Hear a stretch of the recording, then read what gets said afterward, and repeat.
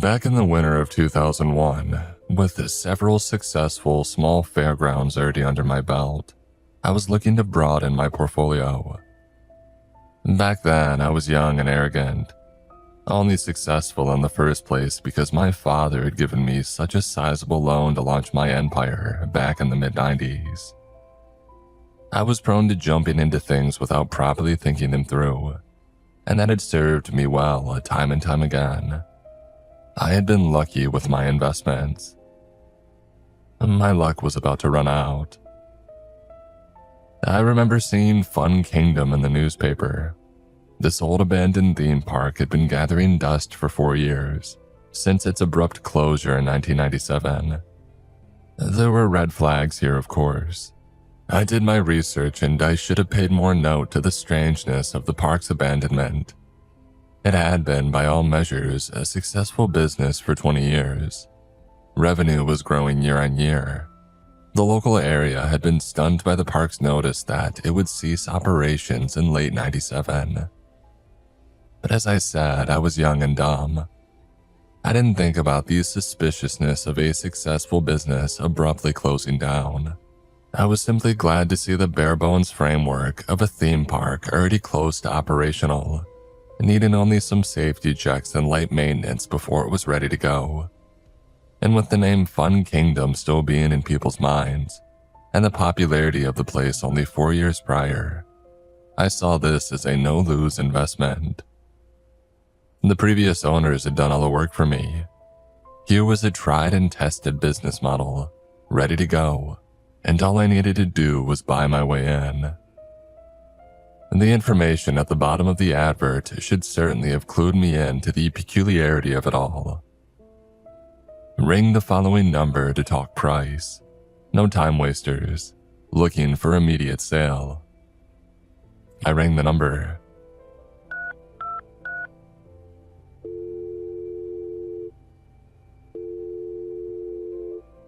A man answered. Herbert Smith, how may I help you? Hi, I said. My name is Fred Langley. I'm calling about the ad in the paper for Fun Kingdom. I'm an interested buyer. Fantastic. Would you like for me to arrange an appointment between our lawyers? But I wasn't a complete fool. Well, before all of that, I was wondering whether I might be able to book a viewing of the park itself. There hung a few moments of silence in the air, heavy, and then Herbert sighed. Did you read the advert, Fred? I did. So you saw the part about an immediate sale. This was strange, even to an investor as young and inexperienced as me. Well, yeah, I saw that, I said, but... And no time wasters. Well, yes, I saw that part too. But surely you understand why I would want to actually view the property before we talk contracts. I mean, I need to know what I'm actually buying. You wouldn't buy a house without viewing it first, would you? All I have to go by is the text. You didn't include any pictures in the... All right. Herbert interrupted. He sounded beyond frustrated. His earlier relief at my having called at all was long gone. I should have hung up the phone there and then. Fine. We'll arrange a viewing at Fun Kingdom. Today. I raised my brows. Today? He sighed. Oh, for the love of... No, today's fine, I said. Why was this dude being such a tool? I was just shocked that you could squeeze me in so soon. How does 2 o'clock work for you? He asked. The sun will be setting soon. We'll want to be quick. Sure, that gives me about a half an hour to drive over. I'll see you then. Right. And we'll talk contract while you're there. I didn't want to tell him that this was all a little premature, as I'd already been scolded for time wasting once, so I simply opted to say nothing, and the man hung up the call. I let out a long breath, realizing that I had been holding it for a few seconds.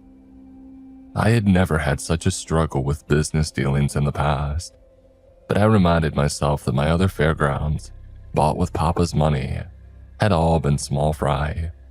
The dealings had been simple because there wasn't much to the land and the equipment involved. Fun Kingdom, on the other hand, was a large theme park. I had been there as a kid with my father, and it had blown me away. This would be by far the biggest investment that I had ever made, and it would take my empire to dizzying new heights. I was sure of that. I was willing to swallow my pride a little and deal with this grouchy old curmudgeon, Herbert Smith, just to get my hands on Fun Kingdom. And then again, he was the one who sounded desperate. His frustration was coming only from the fact that I wouldn't sign the contract sooner, wouldn't sign it without question. It was beyond bizarre to expect an investor to buy property without even viewing it. These were the early days of the internet, so there wasn't even a Fun Kingdom website to view, to get a good look at the current state of the place. I had seen it back in its heyday, but I knew that it wouldn't be quite in the same condition after 4 years left to gather dust. I wanted to see whether it fit the bill before rushing into a decision, even though I was fairly certain that I would still buy the property, even if it were a run-down and ramshackle mess. The inspection was more for the sake of maintaining my image as a serious buyer in truth. I was more than happy to rush through the proceedings and sign on the dotted line. I'm glad I didn't.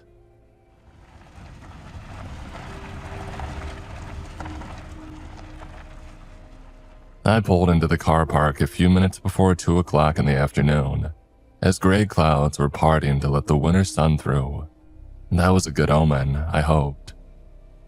And the sun was starting to climb down from the sky, casting long shades from the tall castle walls, bracing either side of the wrought iron gate, above which Fun Kingdom was spelled in bold, rusting letters.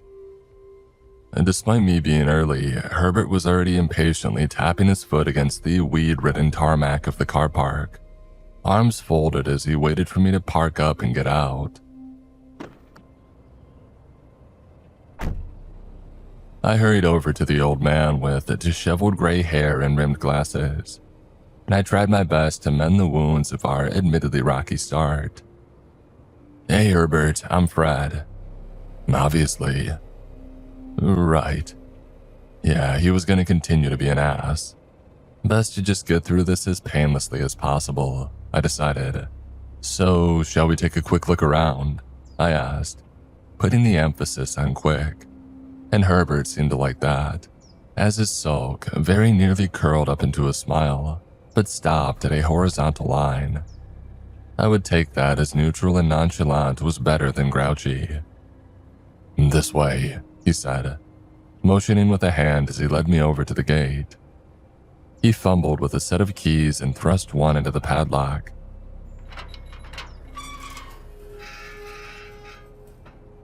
Which then came open with a not-so-satisfying groan, as if wondering why anybody would bother to return to this place. And it was, I quickly realized, in a dire condition. The car park was the precursor. The entrance to the theme park was all cracked past, spilling out weeds and moss and boarded-up concession stands. The dodgems were vandalized with graffiti, featuring a number of creative expletives from youths who had broken into the theme park over the years.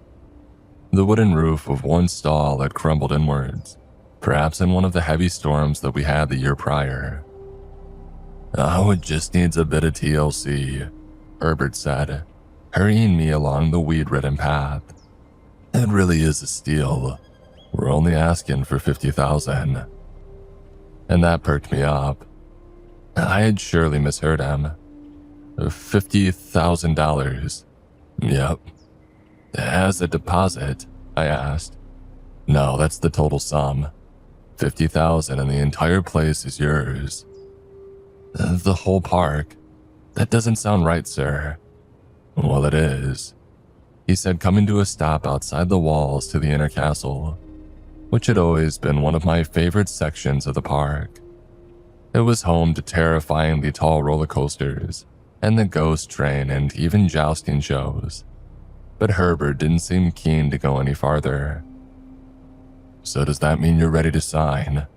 I have the contracts in my car ready for you to look them over. and we could arrange for our lawyers to meet up in the evening. No, just slow down, I said again, raising my hands. I'm not going to be able to get my lawyer involved at such short notice. Tomorrow maybe if I give him a call. Herbert groaned, and so I continued. I'm not wasting your time. I promise, I just want to do this properly. The old man frowned but nodded. Fine, tomorrow. Just as long as you're not messing around. I've had too many people mess me around over the past few years, pulling out at the last second. I finally asked a sensible question. Why do you think that is? He narrowed his eyes, as if beside himself that I would even ask a follow-up question. Why do I think that is? Because people are unreliable. Why do you think this place closed down in the first place? It had everything going for it. We had everything going for us. And then one person complains and, well, I'm sure you saw all that nonsense in the paper back in '97. In all honesty, I didn't. And I was confused to see that this place had shut down. I used to love it as a kid. Herbert perked up at this. Well, that's because Fun Kingdom was the greatest theme park in the country. And maybe it will be again with you at the helm. I assume you're wanting to keep it as a theme park. Of course. Good. That's good. But I was scared to ask, as it was nice to see Herbert temporarily in a good mood. But his temperament fluctuated with the weather. The gray clouds had returned, and we were nearing that time on a late winter's afternoon at which the scarce sunlight was doing nothing to light the way. The old man took out his torch and flickered it on. It gets so dark at this time of year, he said, and then he frowned at me. You were going to say something. You mentioned the park shut down because of some nonsense. What happened? Oh, some kids and adults went missing in town, and one woman had the nerve to put the blame on Fun Kingdom. She went to the police with her thoughts, and they did a lazy investigation that joined the dots and raised some flags about the correlation between missing persons and people who had visited Fun Kingdom on the day of their disappearance. But every damn person in this town visited Fun Kingdom on the regular. It propped up the entire economy. He sighed. Anyway, the chief of police was going to draw a line under the whole thing, but the fiasco was starting to draw the attention of the national press. So Michael Englandton, the owner of Fun Kingdom, decided it was best to close the gates until things calmed down. And things never did calm down. So he skipped town and started selling off his assets.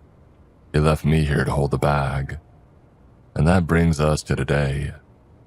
I've spent 4 years trying to sell this place, but buyers never want to close on the deal. That's why I'm hoping you're not going to mess me around, young man. You're good for the money, I presume. Because at this point, I'll take just enough to get me out of this place and to keep me from bankruptcy for good measure. I'm good for the money, I said. For $50,000, I think anybody would be good for the money. I paused. So those missing people, they never found them. Not that I'm aware, but like I said, the chief of police drew a line under the nonsense. There was no evidence that they had gone missing on the Fun Kingdom property. Blaming us was a low blow. We handed out cheap tickets like candy most summers. The kids and adults alike snatched them up. They'd be coming in and out all day every day. We were an easy target for the case, I suppose, but... Well, anyway, that horridness is all over now. And the local area hasn't had any incidents since that strange summer. Probably some drug-addled lowlife killed a bunch of people, buried the bodies, and got arrested on some other charges. I widened my eyes. You, speak pretty frankly, Herbert. I'm old, Fred. I'm old and tired. I don't have time to waste. No, you've made that rather clear by this point, I thought to myself. But I kept my comments to myself, because I seemed to be making a bit of headway with the man. He had softened. He had answered my biggest question about why the park shut down, and I was convinced that there was nothing to worry about. given the police had ruled out foul play on the Fun Kingdom property. It would perhaps take a little bit of PR work to fix the brand's image and get people back through the gates, but I imagine that it could be doable, as long as no nut jobs came out of the woodwork to blame the park for those unexplained disappearances from 4 years ago. I'm not here to waste your time, Herbert, I promised. I'm still interested in the park. Sounds to me like that ugliness from 4 years ago was a whole load of nothing. The old man smiled. Too right. Now should we head out? I can give you a copy of the contracts to look over, and we'll get our lawyers into the office tomorrow. Sure, but do you mind letting me have a quick peek inside the inner castle first? I used to love it as a kid. Herbert looked unsure for a moment, but my smooth talking had worked, because the old man nodded, and uncharacteristically for him, he didn't chew my ear off for daring to want to actually inspect the property. A little bit of flattery and a slight white lie could get a man anywhere. I had learned that over the years. The man fished out his keys and took us over a drawbridge over an empty moat that used to be filled with water but was now filled with smashed liquor bottles and even a rusting shopping trolley. He then unlocked the second set of gates, which took us into the inner castle.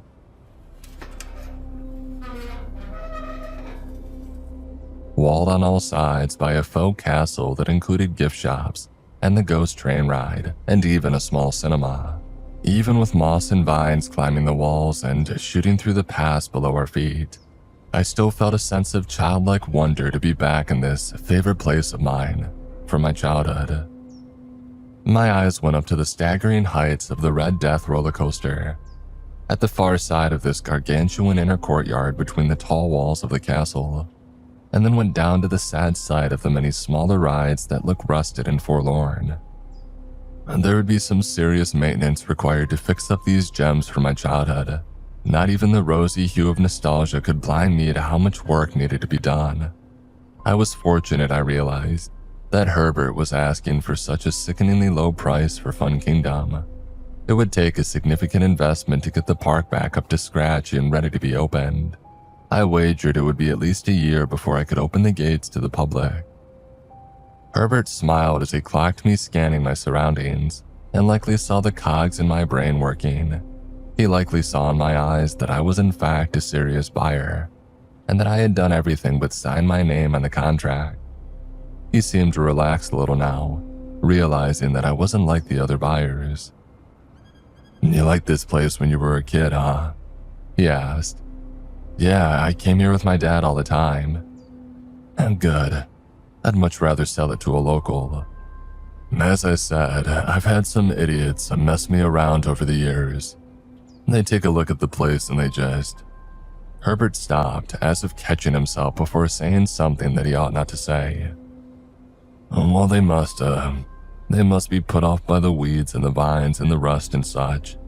It'll take a little bit of money to get it back into shape, but I'm sure you can do it, Fred. I see the love in your eyes. I didn't think much of how Herbert talked about these other prospective buyers who had dropped out at the last minute. And I certainly didn't think about the fact that they had seen this place in person too. These are all things that seem clear to me upon reflection. But I'm an older man now. I'm a wiser man. I have a little bit of that fear in me, just as Herbert had that day. I have that twitch, always scanning my surroundings for things lurking out of the corner of my vision, just as he had. For me, it all started that day.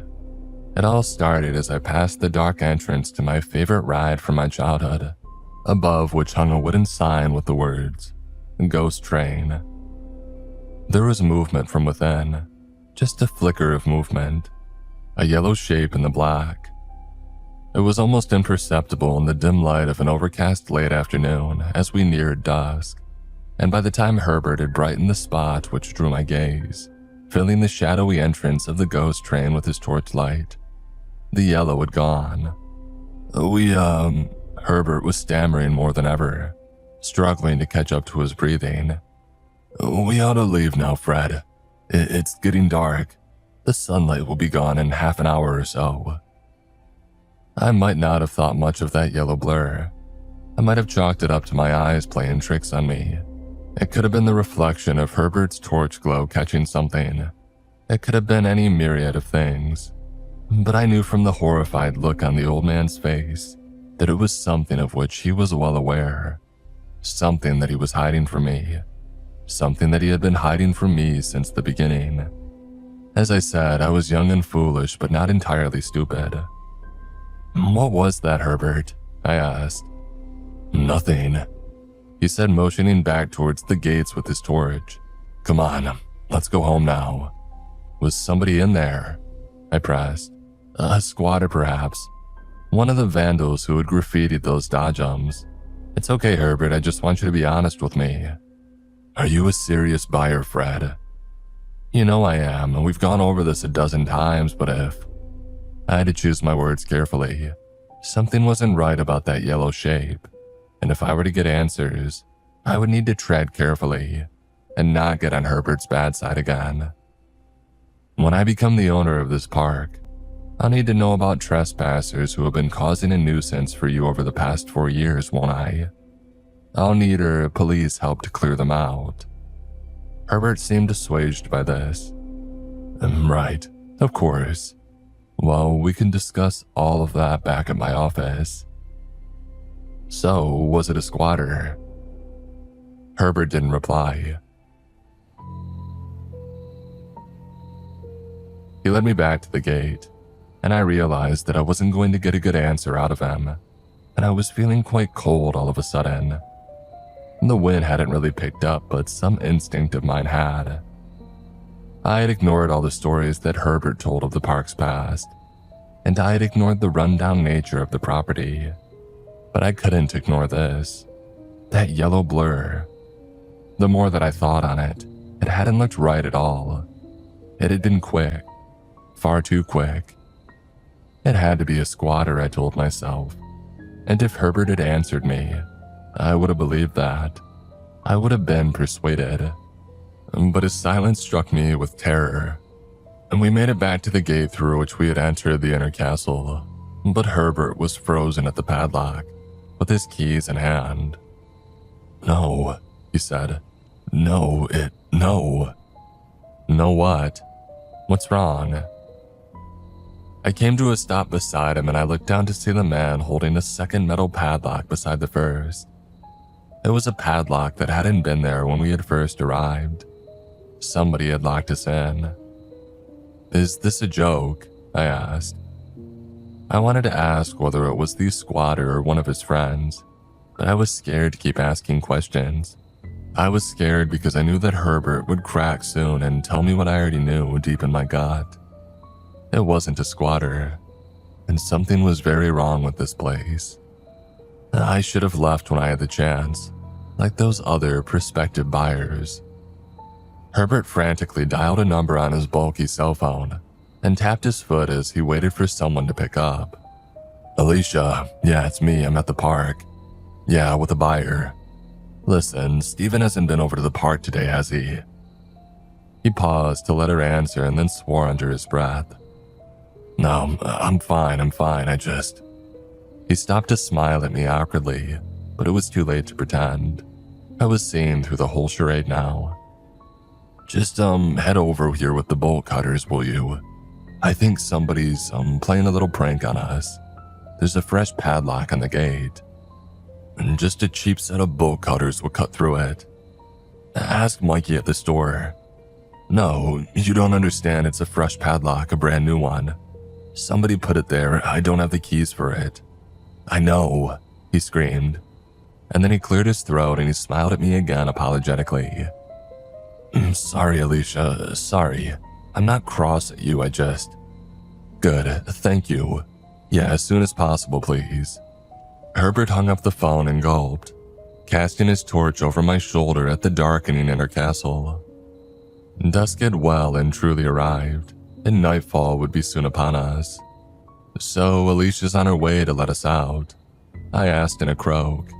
"Yeah, with some bolt cutters. We'll be fine." He was trying to convince himself more than me, I realized, as his eyes weren't meeting mine. He was casting the torch through the gate at the drawbridge on the other side, trying to search for anyone who might be out there. How long will she be? I asked. Oh, 20 minutes maybe, if she goes to Mikey for a set of bolt cutters first. The office is only a few minutes away. We waited 20 long minutes, until night had come and Herbert's torch was the only light that we had. But Alicia did not arrive, and Fun Kingdom was starting to lose its nostalgic aura. It was starting to become a different place, which I did not recognize in the slightest. I was becoming more unlike Herbert by the second, scanning those dark crevices just outside the reach of the torch glow, and twitching nervously as I told myself that I was imagining shapes moving in those shadowy unlit patches of the inner castle. Herbert rang Alicia after another 10 minutes, but the call went to voicemail, so he rang the office instead. Hey Steven, there you are. Where's Alicia? A long pause and his wide eyes said it all. She's not here. Right. So she got the bolt cutters from Mikey, but are you sure she said that she was coming here? Maybe she had an errand to run first. And then he was shouting again. Yeah, Steven, I know I said it was an emergency, but Alicia's not always the sharpest tool now, is she? Look, you need to get over here. Yeah, now. Well, I don't know what to tell you, Steven, but she isn't here. Can't your wife go get your boy instead? This is an emergency, Steven. What? Don't you? Fine. We'll fetch the police then. Just anybody, or I'll call them myself if I have to. But my battery's getting low and you're right next door to the sheriff's office, so... He breathed a sigh of relief. Thank you, Steven. Yeah, get the chief over here now. Herbert hung up and pocketed the phone, and then he cast his torch around the unlit courtyard of the inner castle again, breathing a second sigh of relief as his glow caught no shapes moving about in the darkness. Good, that's good. Now we just need to wait for the chief of police to get here. What happened to Alicia? I asked. I don't know. Herbert snapped at me, and then he regained his composure. Sorry. I'm sorry, Fred. I was starting to lose my patience with the man. I mean, surely this gate isn't the only way out. We can't be walled and gated in. Well, we are. I guess you'll need to get this place up to code when you take over. And when I take over, I murmured. Sure. There was no chance that that was going to happen anymore.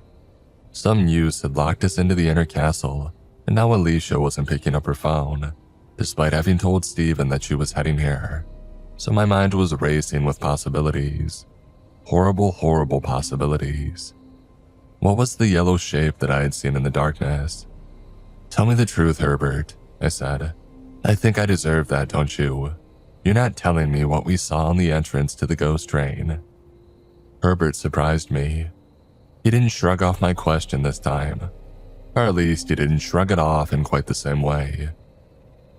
It's best you don't know, he admitted defeatedly, giving up once again on his dream of convincing a prospective buyer to sign the contract for Fun Kingdom.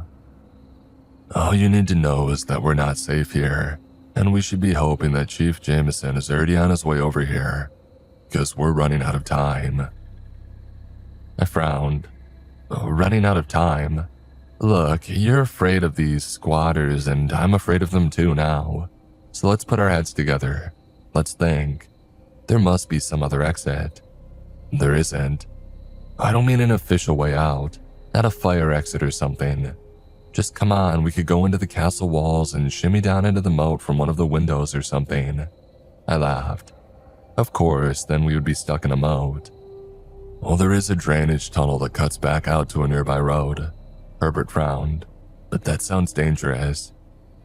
And you just said that staying here was dangerous. So which would be worse? Waiting for the chief or trying to make our own way out? The old man was getting quite flustered now, looking around as if something might be in the shadows. Yeah, all right, let's head inside. Just stick close to me on the light. And be careful. I nodded and led the way to the door to the gift shop, and into the castle we went. Once he had cast his light around at the aisles and we had seen no squatters were in there, the old man seemed a little more at ease. I certainly felt better inside. With castle walls to protect us, what fears should we really have? I was shocked, of course, that there were no fire exits or doors that let us out other than the main gates. I made a mental note that it would be one of the first things that I would fix, and then I reminded myself to wake up, and that I couldn't possibly be moronic enough to invest in such a dangerous place. Hopefully Alicia was okay, and hopefully kids were just pranking us. But hope didn't settle me. I knew the truth. I knew something was not right with Fun Kingdom, and with the setting of the sun, I saw that it was not the place that I had come to love in my childhood. I understood why Herbert had been so keen to hurry me out before the antics began. Squatters, I told myself again as we worked through the gift shop, lit by Herbert's torch. It's only squatters, and this is just an old man who's had his fill of delinquents terrorizing him over the years. And hey, I didn't blame him. But Alicia would be found, the squatters would be arrested, and all of this would be swept under the rug. And maybe once I had calmed myself down, I would even convince myself that this was a good investment after all. But that yellow shape in the dark, I couldn't stop thinking about that yellow shape. The windows at the far side of the gift shop overlooked the moat, and as the man scrubbed away some of the muck and filth from the old glass pane, he started to nod, entertaining my idea. It's not much of a drop," he said, starting to open the window. But now I was having second thoughts. Hey, maybe this is a dumb idea. The chief will probably be here in a minute. Besides, we can't exactly jump straight down without breaking our legs or something. We need to fashion a rope, I suppose. Herbert nodded in agreement, so we began to look around the gift shop but found nothing suitable.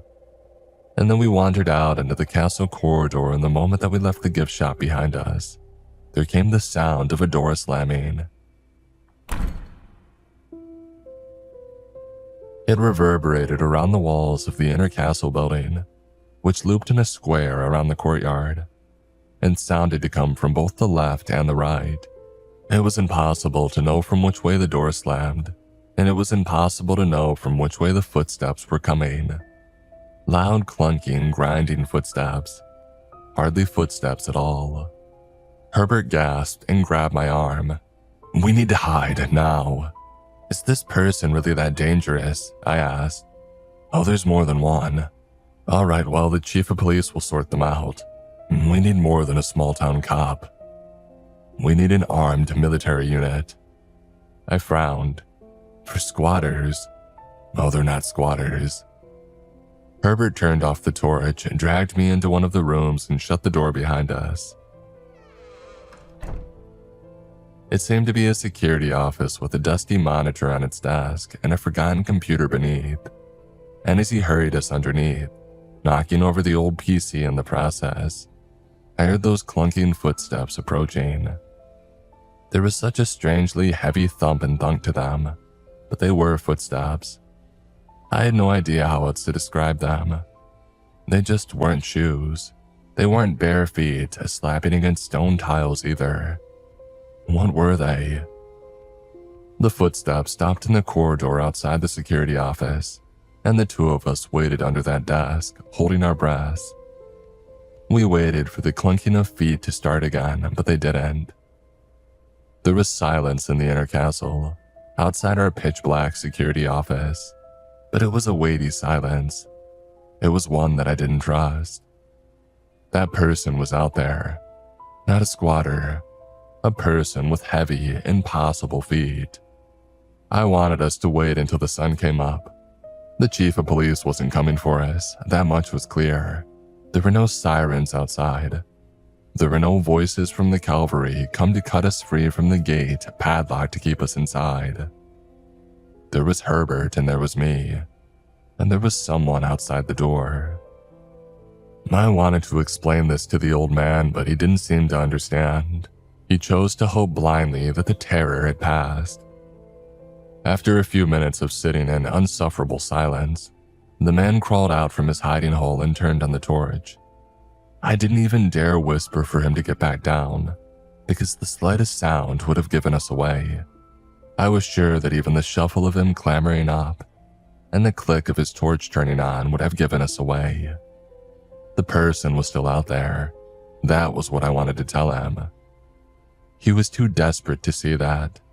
Too desperate for us to find that rope, which we would scale the castle walls and escape to freedom through a drainage tunnel. Herbert abandoned caution and threw open the door to the security office. There was a moment's pause in which I wondered whether I had blown the whole ordeal out of proportion, and then came a metal limb and a yellow frilly sleeve, reaching into the room and seizing the old man by the neck. I put a hand to my mouth as Herbert screamed, and watched his metal fingers closed around his neck and drain the life from his eyes. And then came a resounding snap as the bone was broken and the old man's scream was extinguished. His limp body was then dropped to the ground. Tears filled my eyes as I kept my hands against my mouth, muffling any sound that might try to slip out, and the metal arm and its yellow sleeve retracted, and the sound of receding footsteps finally filled the air. I waited until the metal thing sounded distant enough, and then I made my exit. I scooped Herbert's fallen torch from the ground and went to the open door to the security office, and I peered out into the unlit corridor, casting the light both ways. My chest loosened a little as the glow caught nothing, so I made my way back to the gift shop. I was about ready to give up on our plan to escape. I was about ready to go back into the courtyard and try my best to scale that wrought iron gate, as impossible as that would have been. There was a slight gap between its top and the stone castle wall, so I told myself that that could have given me a way out, and maybe it could have. But I didn't make it a single step into the courtyard. In the open doorway between the gift shop and the outside world was a young woman in a yellow sundress, only she wasn't a woman at all, and I realized that I had recognized her from my youth. I recognized her from the ghost train ride. She was the animatronic at the end of the circuit, who stuck out arms and pleaded with the riders for salvation, pleaded to be freed from her ghost train prison. It seemed she had finally received her wish. I screamed and dashed across the gift shop, cutting through the aisles towards the windows on the far side, torch glow bouncing as my arms whirred like pistons. I saw in the reflection of the glass pane that the woman was on all fours, limbs slamming into these stone tiles behind me, and she knocked over a shelving unit atop her, buying me a moment more time to escape as she tried to shake off the falling gift shop items and regain her footing. I went to the castle window that Herbert had opened and glanced behind me to see the animatronic woman approaching on all fours, like a well-garbed animal, and screeched in terror as I hoisted myself over the bottom of the window frame. I gripped both hands around the stonework, sliding my body down, and there I hung over the edge, looking down at the moat about 15 feet below. There was no time to find a rope or a ladder or some way of getting down safely. I was thinking about how to drop without twisting an ankle, but there was no time to think either. That robot woman, whose paint had rusted over the years to leave behind only a metallic dome, opened her jaws wide and brought those metal gnashers down on my hands. She cut right through the bone and down to the other side, severing my fingers. I fell screaming into the moat, and I landed on my ankle painfully.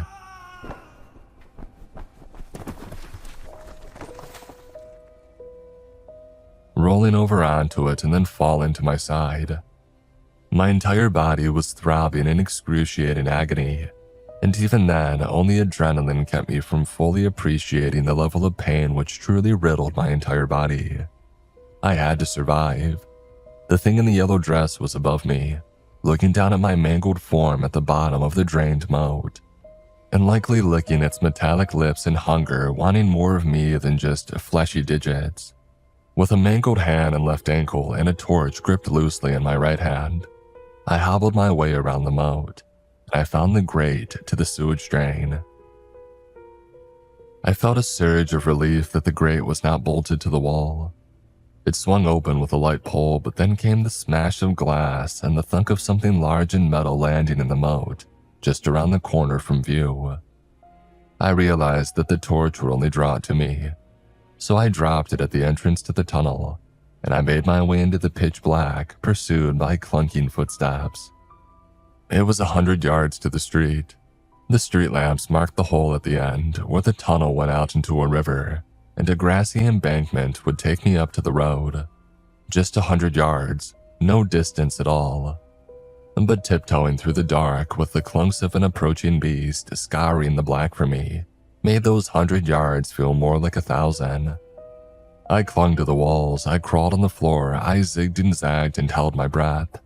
And I used every tool at my disposal to remain hidden as the metal creature got right at my heels. And then I made it. I was out in the river. I looked back to see a blank metal face staring at me from the dark of the tunnel, and then they slipped back into it. I never contacted the owners of Fun Kingdom again. I never contacted the police.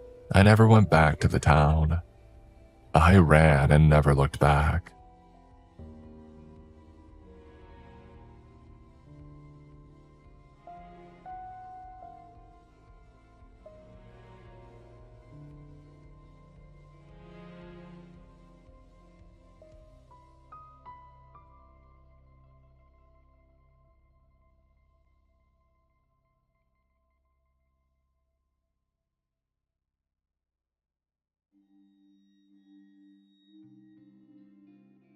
Peter, can you even see anything up there? Harry, the oldest yet least mature forest ranger, said over the two-way.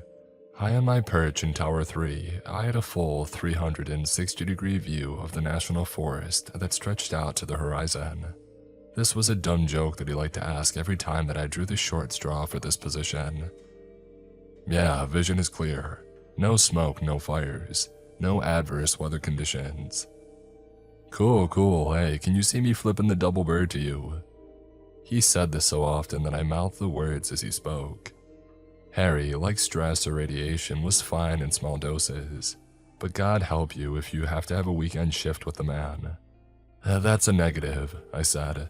How's campsite duty? Oh, slow, there are like 5 campers here and 2 of them are hosts. Filth Hat Jack is back as host of the Western Loop. Can't stand that dude. Oh, he's not bad. A little gruff, but once you break through, well, he's still a little gruff. I said, trying and failing to find something nice to say about Filth Hat Jack. Gruff like those goats from the fairy tale. Weren't they devils or sold to the devil or tricked a devil? Oh, I'm not up to date with my billy goat folklore. That's why they put you up in the tower. Meanwhile, the rest of us grounders are thinking of playing poker later. Ground squirrels, or grounders, was the nickname that Harry made up for anyone not working in a lookout tower during their shift. It never made sense to me. Squirrels can climb trees, which are nature's towers, but the name stuck. Tower dwellers were named after the high-flying sandhill cranes, which inevitably got shortened to sandies. Oh, you all suck at poker, I said. You have to be able to bluff and lie to win. All the people on grounder duty are basically priests. Now me, I can spin yarns like the best of them. Hey Nitnuts, why don't you spin me a yarn about how you lost $100 last time you played? Guys, these two-way radios are for emergencies, Gwen said, her voice sounding more exasperated than usual. She was another Sandy set up in Tower 5 about 20 miles northwest of me. She had gifted kid vibes, which made sense, as she had been one and was easily annoyed with the rest of us. But everybody loved her, and deep down she loved us too. But like really deep down. Call John Hammond, we found insects in ancient amber, deep. Gwenny, Harry said, dragging out her name. You promised not to play school marm today. George is gone for the week. Let's enjoy a boss-free day. Gwen sighed. 1, I never promised anything, and 2, you know that I hate Gwenny. And 3, I was a troll in the 3 Billy Goats gruff legend, she said before adding, oh, and 4, you are the absolute worst poker player in camp, Peter. Boom, Harry said. I couldn't see him doing his bullhorn's hand charging at you move, but I knew that he was doing it. The man was in his 50s, he had kids in college. Everyone knows, bud. Yeah, Gwen is right. These 2-ways are for official business only. Sandy 3, out. Have fun with Filth Hat Jack, Gwen said. Sandy 5, out. I'll pray no sudden thunderstorms come rolling in, Harry said with a laugh. Grounder 1, over and out, baby. Suck my butt. Again, this man has a mortgage. When I'm on tower duty, I always bring a book or two. When you're up in the gentle rocking and quiet of the air, you can get a lot of reading done. I'm currently going through a series of horror movie tie-in novelizations. I just finished Alien and The Fog and was looking forward to The Blob. I wanted to do a run of 40s pulp detective novels next.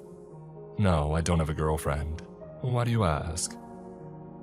Anyway, after about an hour, my 2-way came to life. Sandy 3, this is Sandy 5, do you copy? And Gwen was always so formal. Sandy 3 to Sandy 5, I copy. Hey Pete, you get any emergency calls in the last 10 or so minutes? Negative. What's up? The cabin's 2-way started squawking a bit ago. First it was just static, but then, well, it kind of sounded musical. Musical, how? Sounded like a kid's piano playing Mary Had a Little Lamb, I think at least. It repeated a few times before going silent.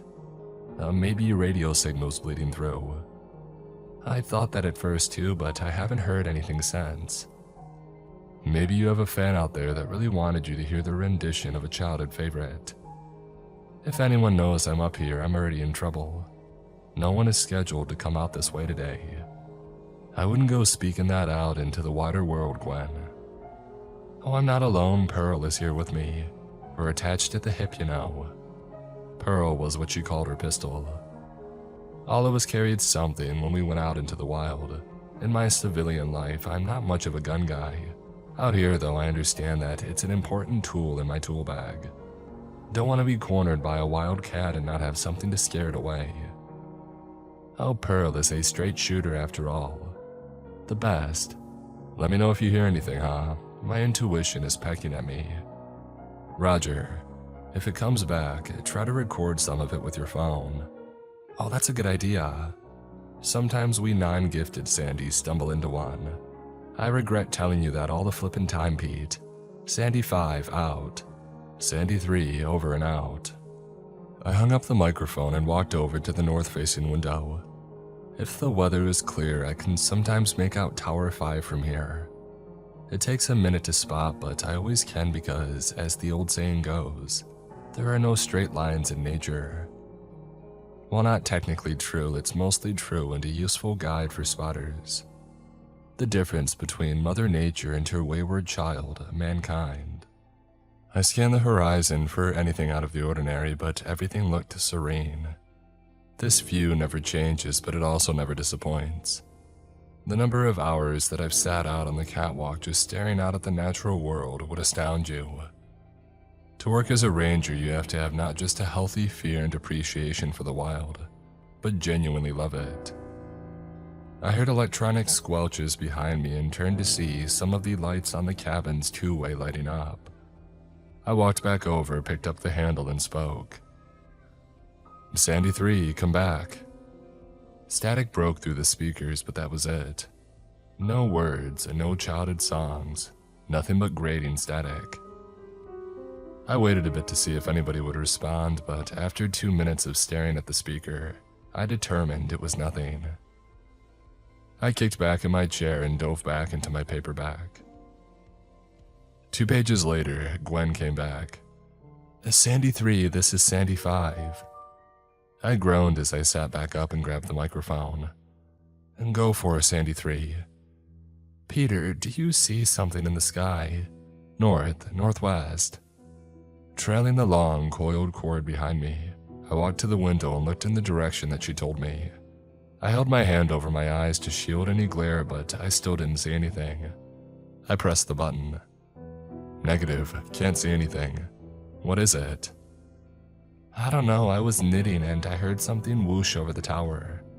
Sometimes small planes zip closer than they should, but when I looked out I didn't see anything. At first. And then about 10 or so miles out, the sun reflected off of something silver in the sky. The chopper? Sometimes the fire guys do test runs on clear days. Nothing on the schedule. I tried raising them on the radio, but nobody responded. Well, that wasn't ideal. You want the fire brigade to answer a call. That goes double if you're surrounded by living firewood. A spark could start an inferno that could eat through the entire forest at a speed that would make your head spin. You want me to try to hail them? Yes, she said. Her usually firm voice wavered a little. Pete, this thing is just hovering in the sky. Sometimes they'll do a training run without informing us. It's rare, but it happens. That has to be it. It has to be. Has to be, she echoed. Give me a second. Let me switch frequencies and call. I'll come right back. Sandy 5 out. I gave the sky another glance, but I didn't see anything hovering. I knew Gwen. She was as straight a shooter as Pearl. If she had said she saw something, she saw it. I flipped over to the fire emergency frequency and depressed the button. This is a National Forest Lookout Tower 5. Does anybody copy? Silence. I tried again and again, but nothing. I flipped to a few more frequencies and didn't get a reply. It was like they were ignoring us. I switched back to Gwen and filled her in. She wasn't happy. What the hell? What's going on? What if there's a fire? Is the thing still in the sky? Yeah, it's not moving. It feels like I'm being watched. What's the bearing on your Osborne? The Osborne is a fire detecting tool equipped within every cabin. It's used to determine a location relative to the tower. It swivels 360 degrees and has an accurate topographical map at its center. When you sight smoke, you line up the crosshairs and find the degrees along the side. It's accurate enough with one tower, but more so if other towers can center in and cross-reference each other. 329 degrees in 48 minutes, Gwen said. Let me know what you see.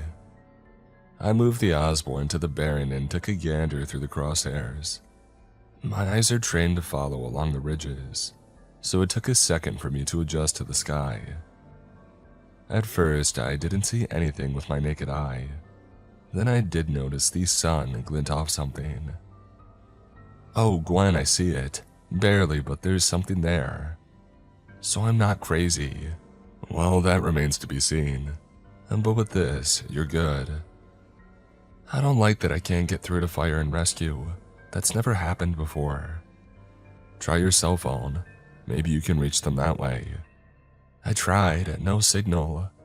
I usually have a few bars out here, but not now. Always when you need it the most, right? Yeah, no kidding. Pete, this thing is dropping. Falling or landing. Both? It's a quick, controlled descent. You see it? I didn't. I had barely seen it in the air. If it was quickly falling out of the sky, I had no chance of seeing a thing. Negative. Crap, it just dipped behind the tree line. I'm filling out a smoke report. I don't know what else to do except to follow protocol. Let me try to give them a call on my phone. I had a signal earlier. Hold on. I pulled my phone out ready to dial, but noticed that I didn't have any service. It wasn't even roaming. Just blank, like the cell towers had been erased. I tried restarting my phone, but it didn't change anything.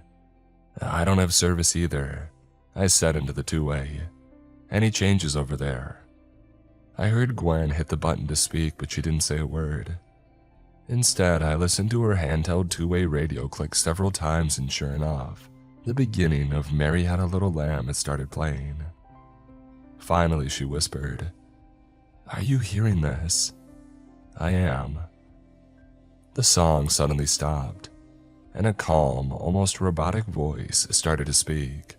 Gwen and I stayed quiet as churchgoers as the voice said, 777 Alpha Omega 6. Unknown, unknown, unknown. Repeat. 777 Alpha Omega 6. Unknown, unknown, unknown. The voice stopped and my heart did as well. Seconds later, the tinny version of Mary Had a Little Lamb started playing again. What is that? Who is sending that out? It sounds like a code, like from a number station. Number station as in secret messages to spies. Those number stations. Spies or government officials, maybe. I'm just guessing. It could be someone's idea of a weird prank. Maybe it's the fire and rescue teams messing with us. Oh, I dated a guy in fire and rescue, Gwen said. They don't have an ounce of a sense of humor shared among them. I think this is legit and I think it's bad. It sounds like a warning and I don't think it's a coincidence it came after this thing showed up and landed. Gwen, we don't know what's going on. I think writing the report is a good idea.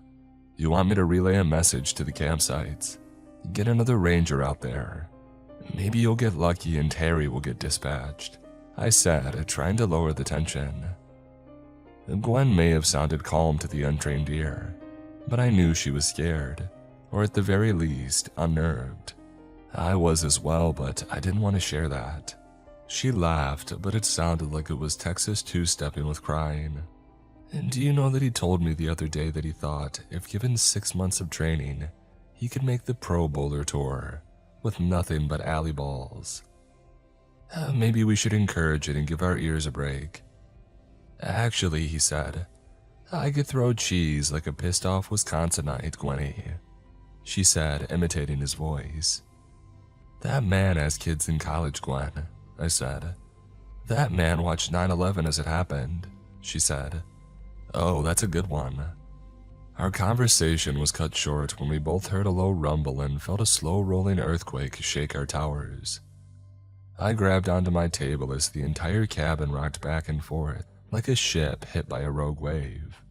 After what felt like 10 hours but was actually just 30 seconds, the shaking stopped. Gwen, are you okay? Jesus Christ, I think I heard something in the tower snap. What? I don't know, I was worried this whole thing was gonna fall over. Was that an earthquake? It felt like it. When the hell has there ever been an earthquake here? As I made a mental note to look up if this area had ever had a recorded earthquake, I noticed the trees about a mile out violently snap back and forth in a concentric circle, like someone had dropped a pebble in the water. The ring of shaking trees quickly spread out and I felt the concussive wave before I heard it. Again, the tower shuddered from the blast. The northern window shattered, and bits of glass came flying inward.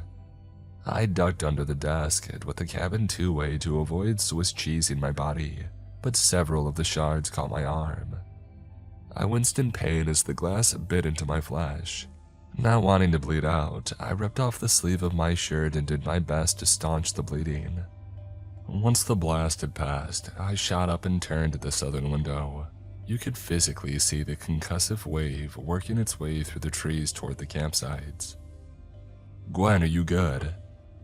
No response. Gwen, please come back, over. Nothing. Panic started to set in. If she were near the epicenter of that blast, there was a good chance her tower could have collapsed. She could be hurt or well. I didn't want to think that. I tried a third time with no response. My personal two-way squawked. It was Harry calling. He sounded equally nervous and confused. Sandy 3, this is Grounder 1. What was that? I don't know. Are you safe? I think so, but I can't get a hold of Gwen. Oh, crap. Did you see anything, any smoke? She saw something hovering in the sky that went down near her tower. We tried reaching out to fire and rescue, but they didn't respond. Something was hovering in the sky. Did I hear that right? Affirmative. It went down or landed. We also heard an odd. The cabin's two-way started to chirp. I turned up the speakers and heard clicking and growling. At first it sounded random, but then I realized multiple things were clicking and growling. It was as if they were communicating with each other. There was a loud, high-pitched electronic squeal that made me slam my hands over my ears. It went on for 10 seconds, and I heard the rest of the glass in the cabin window crack but not fall. When it stopped, I uncovered my ears, but that still didn't chase away the cobwebs. It sounded like my head had been underwater. My ears were swimming. I shook my head and used my thumb to pump at the opening in my ear to help pop them. I heard Harry yelling into my personal two-way. He was jabbering and I had a hard time making out what he was saying. I took a second, centered myself and listened. Jesus, Peter, can you hear me? Copy. Christ on a bike, what took you so long to respond? I heard something on the cabin two-way. It sounded like someone clicking or what I imagined crickets would sound like if they could talk. Crickets talking? Son, did you hit your head? The cabin's two-way speaker came back to life. More clicking, but this was deliberate, as if it was signaling to someone. It sounded familiar, and I had no idea how that was even possible. At first, I couldn't make out what it was, but then it dawned on me. It was parroting back, "Mary had a little lamb." "The hell?" I said, staring at the speaker. I glared at the little box, wishing it could transform into a TV screen and show me what was making that noise. And that's when I saw the object rise above the tree line and climb up into the blue sky. It waited a beat and then zipped towards me. "Oh no," I said, diving under the desk. At speeds I didn't think possible, the craft whooshed over the tower, making it rattle to the foundations. Harry was going nuts over my two-way, rambling about something, but I didn't pay it any attention. Instead, I ran out into my catwalk to see where this craft had gone to, if it was still even possible. As fast as it was traveling, it might be halfway around the world by now. As soon as I pushed open the door to the catwalk, the air around me felt heavy. It even made my moments slow like astronauts walking on the moon. I wondered if hopping would make me move quicker. I glanced up and everybody in my vision was wavy like when you see gas fumes in the daylight. There was nothing above me that I could see, but I knew it was there. That meant it would have to stop on a dime to be here. Nothing I knew could do that. From inside the cabin, the speaker started bleeding out feedback. At first, it was just noise, but it morphed into something that I had been hearing all day. "Mary had a little lamb." It made me realize that it was mirroring the message that it must have heard at the same time Gwen and I had. In an instant, the song stopped, and the air around me returned to normal. Whatever had been lingering around was gone. Harry was calling out for my personal two-way. I ran back inside and picked it up.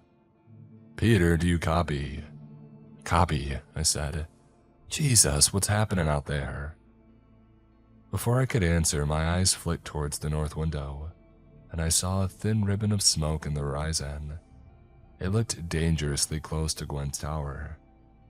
I felt my heart start to race. "Harry, there's smoke near Tower 5. I can't call Gwen and fire and rescue aren't picking up." Say no more. I'll grab the UTV and head out. You have a bearing on the Osborne for me." I glanced up to where I had seen the curl of smoke, but an entire bolt of smoke had replaced the ribbon. Or honestly, more like a thick pea soup fog had stretched for about a mile and was still going. No fire spreads that quickly. It reminded me of those snake fireworks that always underwhelmed you as a kid. You light a small black circle and as it ignites, it expands. At best, it coiled until it became a puff of nothing and blew away in the breeze. At worst, it stopped coiling after about 10 seconds and left a burn mark on your driveway. I had no idea what was going on here. "Jesus, Harry, I don't know what this is, but I'm not sure it's a fire." "Where is it?" "Across the horizon," I said, "and it's growing." "What?" The cabin's two-way came to life. Through the speaker, we heard a pre-recorded message from the Secretary of Agriculture, the person who oversees all the national parks. In a calm and measured tone, they said, "Rangers, this is a code black warning. Please remain in place and do not interfere with any military officials who may arrive on scene. If there are civilians present, please inform them that they are to remain in place and cannot leave. Anyone found fleeing this location will be considered hostile and subject to severe punishments. Repeat, this is a code black warning. Stay in place and do not interfere with any military officials. Thank you for your cooperation." It came and went like a mid-afternoon storm. I wasn't sure what the smoke or fog was, but I was certain it wasn't just a quickly spreading forest fire. This was something different. A gas attack, a small-scale nuclear device, a dimensional rift. My mind was racing. "Harry, what the hell is a code black?" "I got no idea." "Why would they send out the military?" "Whatever the reason, it ain't good, kid. I gotta go get Gwen. If she's at the epicenter of this, who knows if she's still." He didn't finish, but we both knew what he meant. I had thought nothing but that since she had stopped responding. Yeah, go, just go, be safe, Harry." "Oh, you know me, safety's my middle name. That and Big Dong," he said, trying to add levity to the tense situation. I gave Harry crap, but that was his true value. He cared about our well-being. I appreciated the attempt, but we were both too scattered to laugh. Grounder 1 out. I walked back out to the catwalk and stared out at the approaching fog. It was so thick that, as it slowly advanced, the trees would just disappear from view. I thought about Gwen and my guts twisted into pretzels. I had been concerned that the tower collapsed earlier, but now that seemed quaint. Was she still alive? Had whatever the code black warning entailed harmed her? The pace at which the fog was approaching was increasing. I'd reluctantly have answers to those questions before too long. I swallowed hard and ran my hands through my sweaty hair. I wanted to do something to help, but I had no idea what I could even do. Would the military arrive soon? Would I be pressed into service? The cabin's two-way started squawking again, and then I heard a familiar voice whisper through the speaker. "Sandy 3, this is Sandy 5. Do you copy?" "Gwen." I ran back inside and nearly ripped the two-way off the wall by yanking on the microphone. Gwen, are you okay? What's going on?" "Peter, I can't say much. They may hear me." "Who?" "The creatures in the fog." I fell back down on the ground. I had a hard time breathing. The what?" "There are dozens of them and they're multiplying." "What are they?" "Shh, don't speak," she whispered. "I hear some at the base of the tower." I held my breath, praying that she had closed and locked the access to the catwalk. If they went up into the tower, Gwen had nowhere to go. My heart raced and I felt like I might pass out. I drummed on the floor, praying that I would hear Gwen's voice again. "They haven't figured out that I'm in here yet," she whispered. "So far, they've stayed out of the tower." I wanted to respond, but I knew my voice coming out of her speaker would be a beacon that led to her. I stayed quiet. She had kept her finger depressed on the microphone button, and I could hear everything going on in her cabin. I wasn't sure if she had actually held it down or if she wanted to leave a record of what happened to her. I heard Gwen's heavy breathing and the occasional rustling of her clothes. I imagined she was tucked under the desk, the long cord trailing from the wall. Sweat beaded my forehead and poured down my face. Seconds later, I heard something that chilled me. It was the clicking and growling noises that I had heard earlier. There were dozens of different ones in the distance. These things had surrounded the tower. "Jesus, I think I hear one on the stairs." "Lock the catwalk door, Gwen. Please tell me you've locked it," I said to myself. As long as she had the microphone in her death grip, none of my messages would reach her. She was smart, and I was hoping she did the smart thing. "Peter, I don't know what's going to happen, but thank you for always being nice to me. Tell Harry the same, dumb jokes and all. But between you and me, the man has personal knowledge of the country's mood during the 2008 housing crisis.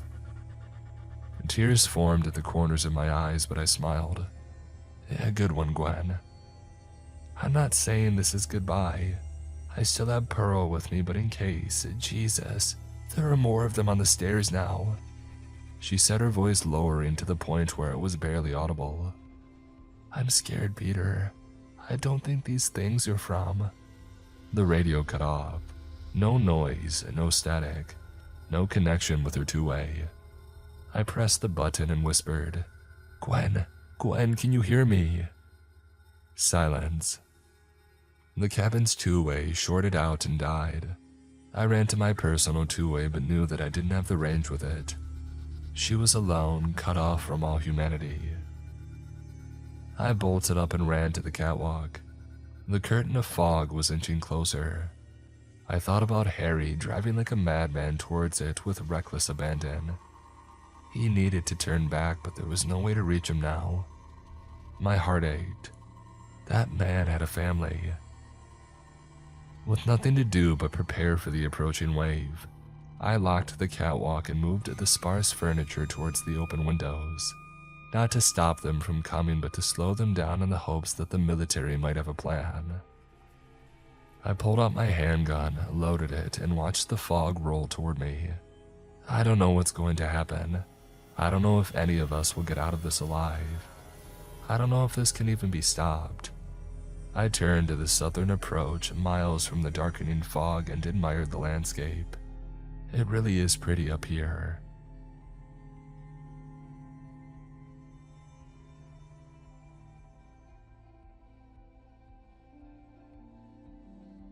Alright, a quick break from the story because I wanted to tell you about something that my partner has been absolutely obsessed with lately.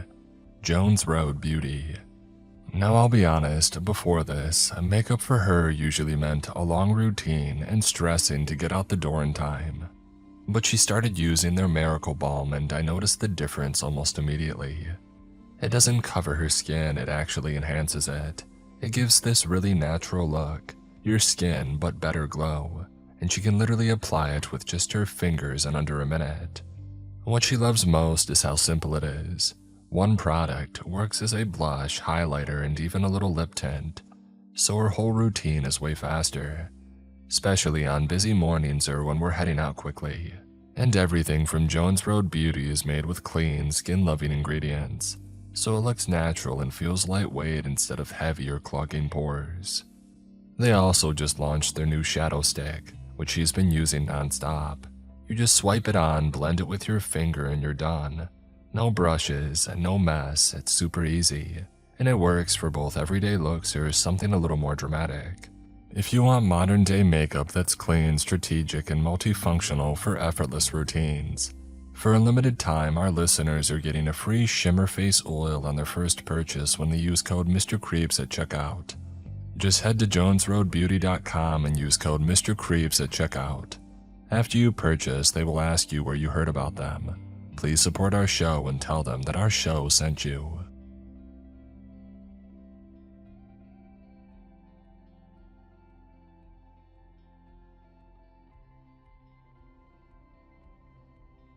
People say that isolation changes you. After 10 years perched in a 7x7 tower overlooking the Clearwater National Forest, I can tell you that they're right, but not in the ways you would expect. For decades, I've spent my summers scanning the horizon for smoke columns from a metal and glass box mounted atop a 100-foot tower miles away from civilization. Fire lookouts are a dying breed these days. Satellites, drones, and cameras have replaced most human eyes, but certain remote areas still rely on us. There's something about human intuition that technology hasn't replicated yet. What they don't tell you in training is that fire lookouts see a lot more than just fires.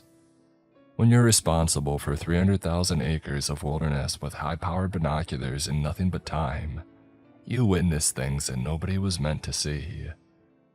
These are some of those stories. My third season started normally enough. Late May when the snow had mostly melted, but before the real fire danger began. I was settling in for another summer of solitude. The helicopter dropped me and my supplies off that morning, and I was unpacking when I spotted movement through my binoculars. About 4 miles southwest of my tower, a figure in red was moving along Porter Ridge Trail. Nothing unusual. Hikers were common in the area. I noted it in my log as standard procedure and continued organizing my supplies. 2 hours later, I spotted another hiker in blue heading down the same trail from the opposite direction. I watched idly as the two dots moved toward each other, eventually meeting at a small clearing that served as a rest area. Through the binoculars, I could see them talking. The red-jacketed hiker appeared to be a woman with a large backpack. The blue-jacketed one, a man with just a day pack. After about 15 minutes, they parted ways.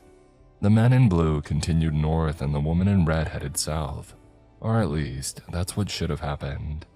But as I tracked them, something felt off.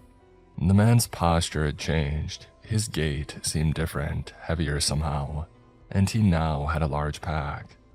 I focused my binoculars more carefully. The woman was nowhere to be seen. Training kicks in during moments like this. I radioed down to the ranger station. Possible incident on Porter Ridge Trail. I reported, giving coordinates. 2 hikers met at approximately 1400 hours. Only one continued. Request welfare check. The rangers said they would send somebody out first thing in the morning. It was already getting dark and the trail was a good 3-hour hike from the nearest road. I didn't sleep that night. I kept the binoculars trained on that section of forest, even using the night vision scope that we were equipped with for tracking lightning strikes. Nothing moved except nocturnal wildlife. The next day, 2 rangers hiked in. I watched them search the clearing and surrounding area throughout the morning. Around noon, my radio crackled.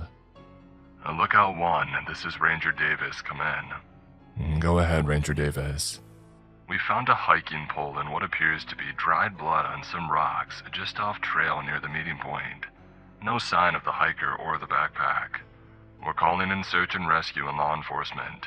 Keep your eyes open for any movement in this quadrant. For the next week, the forest below me swarmed with search teams and eventually FBI agents. They found more blood, scattered personal items, but never the woman. What they did find hidden beneath a pile of rocks half a mile away was a small cache containing items from 3 different missing hikers from the previous 2 years. 6 weeks later, they arrested a man in Spokane. He had been using credit cards belonging to the missing woman. In his storage unit, they found her backpack along with belongings from 5 other people who had disappeared in national forests across the Northwest over the past 3 years. The case made national news briefly. The papers called him the Trail Killer. He eventually confessed to 8 murders, all in wilderness areas, all careful ambushes of solo hikers in isolated locations. What they didn't report was how he was caught. A fire lookout, somebody whose job was to watch for smoke, had instead witnessed a killer at work. I testified at his trial, but they never made public that I had seen the encounter. And for safety reasons, I was grateful for that. It was the fall of my 4th year. The fire season was winding down, but I had agreed to stay on an extra month to monitor a controlled burn project. The aspen leaves had turned gold, and the air had that crisp edge that signaled winter's approach. Standard procedure for fire lookouts is to note any human activity in the forest during high-risk periods. I had been tracking a group of 4 hunters for 2 days as they moved through a remote section about 6 miles northeast of my tower. Legal hunting season had just begun and their orange vests made them easy to spot from a distance. On the 3rd morning, I noted that they had split into 2 pairs. Nothing unusual, standard hunting practice. The first pair headed north along a game trail while the other 2 moved east toward Blacktail Creek. I made periodic checks on both groups throughout the morning. Around 2 p.m., I saw a muzzle flash from the eastern pair's location, followed by the distant pop of a rifle shot a moment later. A successful hunt, I presumed. I watched as they appeared to field dress something. though the distance and tree cover made details impossible to discern. By 4 p.m., as shadows lengthened, both hunting pairs converged again at their camp. I did one final sweep of the area before darkness fell, noting nothing unusual. The next morning, I couldn't locate the hunters. Their camp seemed abandoned. I assumed that they had packed out early, perhaps having gotten what they came for. I made a note and moved on to my regular fire monitoring duties. 3 days later, my radio came alive with urgent chatter. A search and rescue operation was being mobilized. 2 hunters had emerged from the wilderness reporting that their companions were missing. Last coordinates were near Blacktail Creek. The ranger coordinator was saying. They separated 2 days ago and never returned to camp. My blood ran cold. I broke in on the channel. Lookout 1 here. I had visual on that hunting party 3 days ago. Observed what happened to be a successful hunt near Blacktail Creek. All 4 hunters had returned to camp by nightfall. A long pause followed. Lookout 1, please confirm. You witnessed all 4 hunters at camp after the split. Affirmative. 2 pairs separated in the morning, both returned by dusk. Another pause. That contradicts the survivors' report. They claim they waited overnight before hiking out to report that their friends were missing. I reviewed my detailed logbook with the search coordinator. The timestamps, locations, and movements that I had recorded didn't match what these survivors had reported. Law enforcement was brought in. The 2 survivors were separated and questioned, and their stories fell apart within hours. The truth emerged in pieces.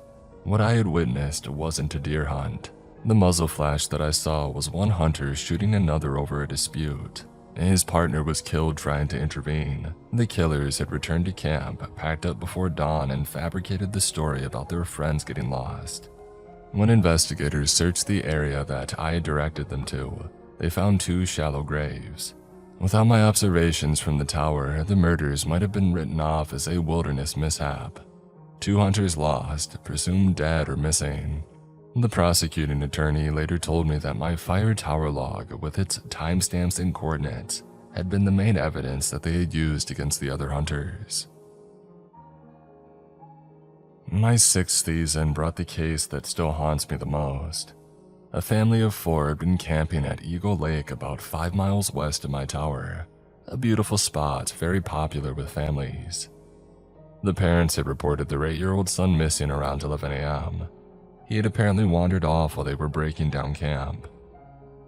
By noon, my tower was serving as a coordination point for these search efforts due to our radio equipment and vantage point. I had been asked to direct my full attention to the area, tracking search teams and watching for any sign of the boy. From my elevation, I could see the lake and surrounding forest. 12 search teams were methodically combing the area in a standard grid pattern. 2 boats patrolled the lakeshore. A helicopter was en route from Missoula. At 3:48 p.m., I spotted something off. About a mile north of the lake, well away from where these search teams were concentrating, I caught a flash of movement that didn't match the pattern of other searchers. Through my binoculars, I saw what appeared to be an adult figure moving quickly through the forest, holding on to something. I radioed in immediately. Possible sighting 1 mile north of the lake, moving northeast. Adult figure carrying something child-sized. 2 search teams were redirected to intercept. I kept my binoculars fixed on the figure, directing the teams via radio. Subject moving faster now, crossing the dry creek bed, heading toward the old logging road. The search teams closed in. Through my binoculars, I watched as they intercepted the figure, a man carrying a bundled tarp. The radio crackled with urgent voices and then went silent. 20 minutes later, Lookout 1, child recovered, alive. Suspect in custody. the full story emerged that evening. The man that they had caught was a previously convicted offender who had been working as a campground host under a false identity. He had been watching the family and waiting for an opportunity. When the parents were distracted with packing, he lured the boy away with stories about seeing a little bear cub. His plan had been to take the child to a prepared location deep in the forest.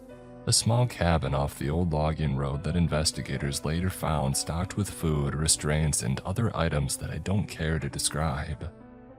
If the boy had made it to that cabin, search teams might have never found him.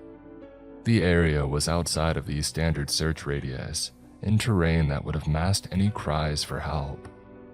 What haunts me isn't just the evil I witnessed, but how easily it might have succeeded. If I hadn't happened to be scanning that particular section at that exact moment, if the angle of sunlight hadn't caught my attention, if I had been focusing anywhere else as was originally planned. The boy's parents came to my tower later that summer, just thanking me for what I had done. I didn't tell them how close it had been, how many nightmares that I had had since. Instead, I showed their other child, a wide-eyed 6-year-old girl, how to use the firefinder to pinpoint locations in the forest below. And for that short moment, it helped me take my mind off of things. The man is now serving 3 consecutive life sentences. It should be more. My job came with protocols for all sorts of emergencies. Fires, lost hikers, injured climbers, and so on. What it didn't prepare me for was becoming the eyes for a federal manhunt. The summer of my 7th season on the job, 2 inmates had escaped from the state penitentiary about 80 miles south of my forest. The FBI believed that they had fled north into the wilderness with help from outside sources. For 3 days, my normal fire spotting duties were supplemented with scanning for unusual human movement. On day 4, I noticed something at the eastern edge of my viewpoint. A vehicle unusual because it was on a maintenance road that was supposed to be closed to the public. Through my binoculars, I could make out a dark green SUV parked where the road ended at a trailhead. I reported it and was told to monitor but not approach. Obviously, I had no intention of leaving my tower, but the instruction reflected the tension of the situation. Hours passed by, and as sunset approached, I spotted movement near the vehicle. 2 men emerged from the forest, moving with an urgency that seemed suspicious even from miles away. They appeared to be loading something heavy into the back of the SUV. I radioed it in, providing coordinates and a description. The response was immediate. Multiple agencies were converging on the location from different access points. They were still 30 to 45 minutes out at a minimum. I was asked to maintain observation and report any updates. Things escalated quickly. A 3rd person appeared, a woman who had apparently been waiting in the driver's seat. The men got in and the SUV began moving back down the maintenance road. A vehicle on the move, I reported, heading south. What followed was the most surreal hour of my lookout career. From my position, I could track the vehicle's dust cloud as it navigated the winding forest road. I became the eyes for a pursuit that was still assembling, relaying turns and estimated speeds to officers racing to intercept. They've turned west onto the old logging road, moving very quickly. The dust suggests that they may have missed the curve near Miller Creek. Vehicle stopped briefly. It's moving again now. Slower now, possibly damaged. The FBI later told me that my real-time narration was being relayed to over 30 law enforcement vehicles converging from different locations. My vantage point allowed them to set up roadblocks at optimal spots, effectively creating a net that tightened around the fugitives. The SUV eventually attempted to use a dry creek bed as an off-road escape, something visible to me but not to those on the ground. My warning allowed officers to change their positions, and the fugitives drove right into a waiting roadblock. The 2 escaped inmates were captured along with a woman who was the sister of one of them. In the SUV, authorities found weapons, stolen cash, and forged documents for crossing into Canada. After the suspects had been detained, one of the FBI agents on the ground came up to me to thank me. He explained that the fugitives had been hiding in a remote cabin in the forest, and what I had seen them loading into the SUV was their supplies for the next phase of their escape. If they had made it out of the forest before law enforcement had consolidated their positions, they might have disappeared completely. "You ever consider a career change?" he asked, only half joking. "We could use somebody with your observation skills on the squad." I told him that I preferred the company of trees and wildlife to fugitives. but I thanked him again for the opportunity.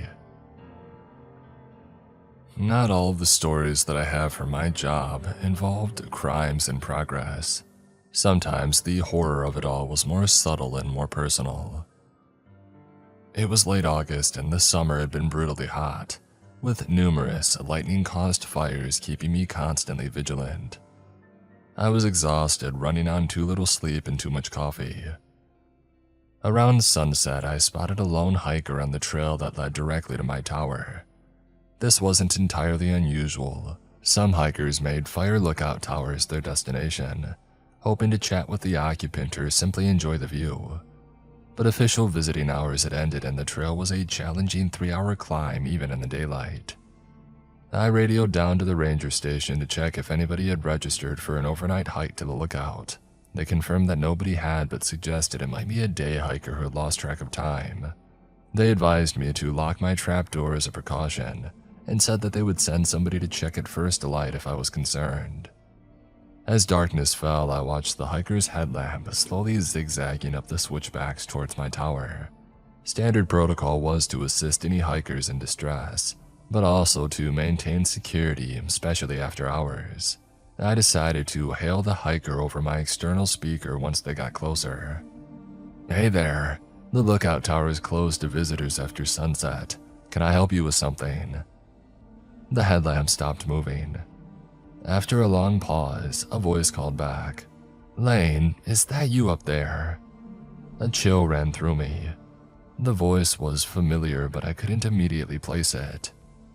"Who's asking?" I responded, trying to keep my voice steady. "It's me, Vince. Vince Caraway from Durango." My blood went cold. Vincent had been my neighbor in Colorado 6 years and several hundred miles away from where I now stood. We had been close friends but had a falling out that ended up pretty badly. Like very badly. I had to file a restraining order against him and it was still active as far as I knew. "You need to turn around and head back down," I said firmly. "The ranger station has been notified of your presence." A laugh floated up from the darkness. "No, they haven't, Lane. I checked in with them this morning. Told them that I was your cousin coming for a surprise visit. They gave me detailed directions." My hand shook as I reached for the radio, but I hesitated. If what he said was true, the night staff might not realize that something was wrong. And if he was lying, calling now might provoke him. "I've been looking for you for a long time," he continued, his voice closer now. He must have resumed climbing while we spoke. "Did you really think a restraining order would stop me? That moving to another state would be enough. I always told you that we were meant to be together." I grabbed my satellite phone, the emergency backup we used when radio communications were down. As I punched in the direct number for the sheriff's department, I heard the distinctive sound of the metal rungs on the tower's ladder being used. He was climbing up. The satellite call connected and I hurriedly explained the situation. They promised to dispatch units immediately, but the nearest help was at least 45 minutes away. My tower, like most fire lookouts, had a trapdoor entrance in the floor that could be locked from inside. I slammed it shut and secured the heavy bolt just as I heard him reach the platform below. "Lane, don't be like this," he called, his voice now directly beneath me. "I came all this way. I've been planning this reunion for months." The banging started. First, he tried the trapdoor, rattling it violently against the bolt, and then he moved to the windows, testing each one. I backed into the corner with my bear spray in one hand and a flare gun in the other. For the next 30 minutes, he alternated between trying to break in and delivering long, rambling monologues about our relationship and the future that he still believed we would have together. His voice shifted between tender pleading and rage. "They'll never find your body out here," he hissed during one of his darker moments. I looked it up. "Do you know how many people go missing in national parks every year? They'll think that you've wandered off, got lost, maybe fell from your own tower." And then almost tenderly, "But it doesn't have to be that way. We can still fix this. Just open the door, Lane." When the sheriff's helicopter spotlight finally illuminated the tower, the relief was so intense that I nearly collapsed. They found the trapdoor bolt partially sawed through. He had been working on it methodically with a tool of some kind. In his backpack, they found duct tape, zip ties, and a hunting knife, and printouts of my work schedule and the tower location. He had been planning this for a while. The irony wasn't lost on me. I had taken this lookout job partly because of him. Seeking isolation and distance after his stalking had my life in Colorado unbearable. And now that very isolation had nearly cost me my life. I finished the season with a deputy stationed at the base of my tower, and the following year I requested assignment to a different lookout in another forest. They never told Vince which one.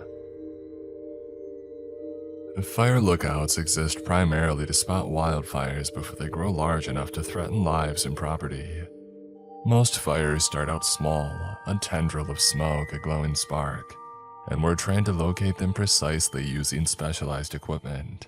Early detection can mean the difference between a controllable burn and a catastrophic inferno. But in my 9th season, I encountered a fire that defied explanation. It began with a column of smoke rising from an area about 12 miles southeast of my tower. I pinpointed it using my Osborne firefinder, calling in the coordinates and watching as the initial attack crew was dispatched. Standard procedure executed countless times before. 4 hours later, the incident commander radioed with a puzzling report. We've completed 3 sweeps of the target area. There's no sign of fire, smoke, or hotspots. Are you certain of your coordinates? I rechecked my measurements. Affirmative. Smoke column visible now at bearing 142 degrees, approximately 12.3 miles from the lookout. That's the exact area that we've been searching, he replied, confusion evident in his voice. I'm standing there now and there's nothing here. I could see the crew's vehicles through my binoculars, tiny dots in the location that I had specified, and rising just beyond them, a distinct column of dark smoke. The smoke is visible from my position directly beyond your current location, I insisted, continuing to rise and now approximately 200 feet high. What followed was increasingly tense radio communication as we tried to reconcile what I was seeing with what the ground crew was reporting. They sent up a drone with thermal imaging. Nothing. They spread out in a wider search pattern. Nothing. Yet the smoke column remained visible from my tower, growing larger by the hour. By evening, additional resources had been called in, including a helicopter with specialized detection equipment. They flew directly through where I reported seeing the smoke. Nothing. I was beginning to question my own sanity when the helicopter pilot radioed. Lookout 1, we're getting some unusual electromagnetic readings from this location. No heat signature, no visible smoke from your position, but something's interfering with our instruments when we fly through the coordinates that you provided. That night, unable to sleep, I monitored the smoke through my night vision equipment. It had taken on an eerie bluish glow in the infrared spectrum, pulsing slightly in a way that felt deliberate. The next morning, a specialized team arrived from a government agency that the ranger's supervisor would only identify as a research division. They established a perimeter around the area and asked me to maintain communication blackout regarding my observations. For 3 days, they worked at the site while I watched from my tower. The smoke remained visible only to me and apparently whatever instruments they had brought. On the 4th day, it disappeared as suddenly as it had appeared. The research team packed up and left. No explanation was provided. When I pressed my supervisor, he simply said, "Some things around here don't have explanations, Lane. It's best to focus on the fires that we can fight." 2 weeks later, I received a visit from a woman who identified herself only as Dr. Marlowe. She showed credentials from a department that I didn't recognize, and asked to review my logs from the incident. After reading through my detailed reports, she closed the logbook and fixed me with an intent gaze. "Have you observed any other anomalous smoke patterns during your tenure?" Something in her tone made me hesitate. Well, define anomalous. Smoke that behaves contrary to natural wind patterns, columns that appear and disappear rapidly, colors that seem unusual. I thought carefully before responding. There had been other incidents over the years, brief strange sightings that I had dismissed as tricks of the light or fatigue, but I had never logged them officially. Nothing significant, I said finally. She studied me for a long moment and then handed me a card with just a phone number. If you do observe anything unusual in the future, I would appreciate a direct call, day or night. Before leaving, she paused at the door. You have an exceptional gift for observation. Your logs helped us tremendously, but sometimes for your own well-being, it might be better not to see everything. I never saw Dr. Marlowe again. The card she gave me is still tucked in my field guide, though I've never used it. Some questions are better left unasked, especially when you're alone in a tower with nothing but your thoughts and the vast wilderness below. My final season as a lookout brought the incident that ultimately led to my resignation. It began with radio interference, static and fragmented voices bleeding through on frequencies that should have been empty. At first, I assumed it was ordinary atmospheric disruption or some equipment malfunction. I reported it to technical services and I continued with my duties. The interference grew worse over the following days. Fragments became more coherent. Snippets of conversations at dispatches and what sounded like emergency calls. None of it matched the standard communications from our district. One night, unable to sleep due to a thunderstorm rolling through my sector, I noticed the radio activating on its own. Instead of static, a clear voice came through. Require immediate assistance. Multiple casualties. Cannot contain the situation. Repeat, we cannot. The transmission cut off abruptly. I attempted to respond, identifying myself and requesting clarification, but received only static in return. I logged the incident and reported it the next morning, providing the exact time and as much of the message as I could recall. The communications specialist seemed oddly unsurprised. We've had similar reports from 3 other lookouts in the region, she admitted reluctantly. It's always at night, always on the frequencies we don't use. We're working on a technical solution. But the transmissions continued, becoming more frequent and more disturbing. Some appeared to be standard emergency responses to fires or rescues, but with details that didn't match any incidents in our forest. Others contained technical jargon and code words that I did not recognize. The most unsettling pattern emerged about a week later.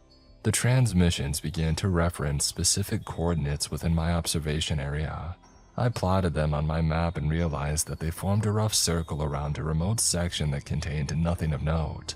No trails, no structures, not even any particular geographical features.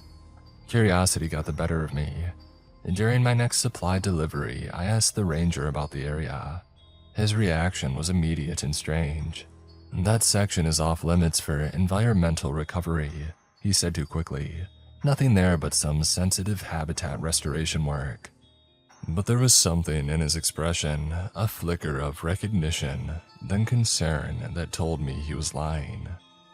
That night, the radio activated at precisely 2:57 a.m. The voice was different this time, female, professional, but with an undercurrent of urgency. Containment breach in Sector 7. All personnel evacuate to minimum safe distance. Hazard protocols in effect. Repeat, containment breach. Static again. But this time when I looked out my east-facing window, I saw something that made my blood freeze. A faint blue glow pulsed from precisely the area indicated by those mysterious coordinates. Protocol demanded I report it immediately as a possible fire, but something stopped me. Perhaps the memory of the smoke incident from the previous year, or the ranger's strange reaction to my question. Instead, I used my personal camera to document the glow, which lasted approximately 8 minutes before fading away. The next morning, I carefully reviewed the images. The blue light appeared to emanate from the ground in a perfect circle, rising perhaps 50 feet into the air before dissipating. When I checked my map again, I noticed something that I had overlooked. a small notation that was barely visible on my Forest Service map. The claim name was simply listed as Project Riptide. That afternoon, I hiked to a ridge that would give me a better view of the area, though still keeping me several miles from the actual site. Through my binoculars, I could see no evidence of any environmental restoration work. What I did see, partially concealed by the natural terrain, was a chain-link fence topped with barbed wire and what appeared to be small camouflaged monitoring stations. I took more photos, increasingly uneasy about what I was documenting. That night, the radio transmissions changed in tone. Multiple voices speaking rapidly and with clear alarm. Containment failing on levels 3 and 4. Cannot verify status of Research Team 5. Recommend immediate activation of the Tide Protocol. And most disturbingly, be advised, surface observations may be compromised. Lookout towers in potential observation range. the blue glow appeared again, stronger this time, pulsing in a rhythm that felt almost like a heartbeat. I made a decision.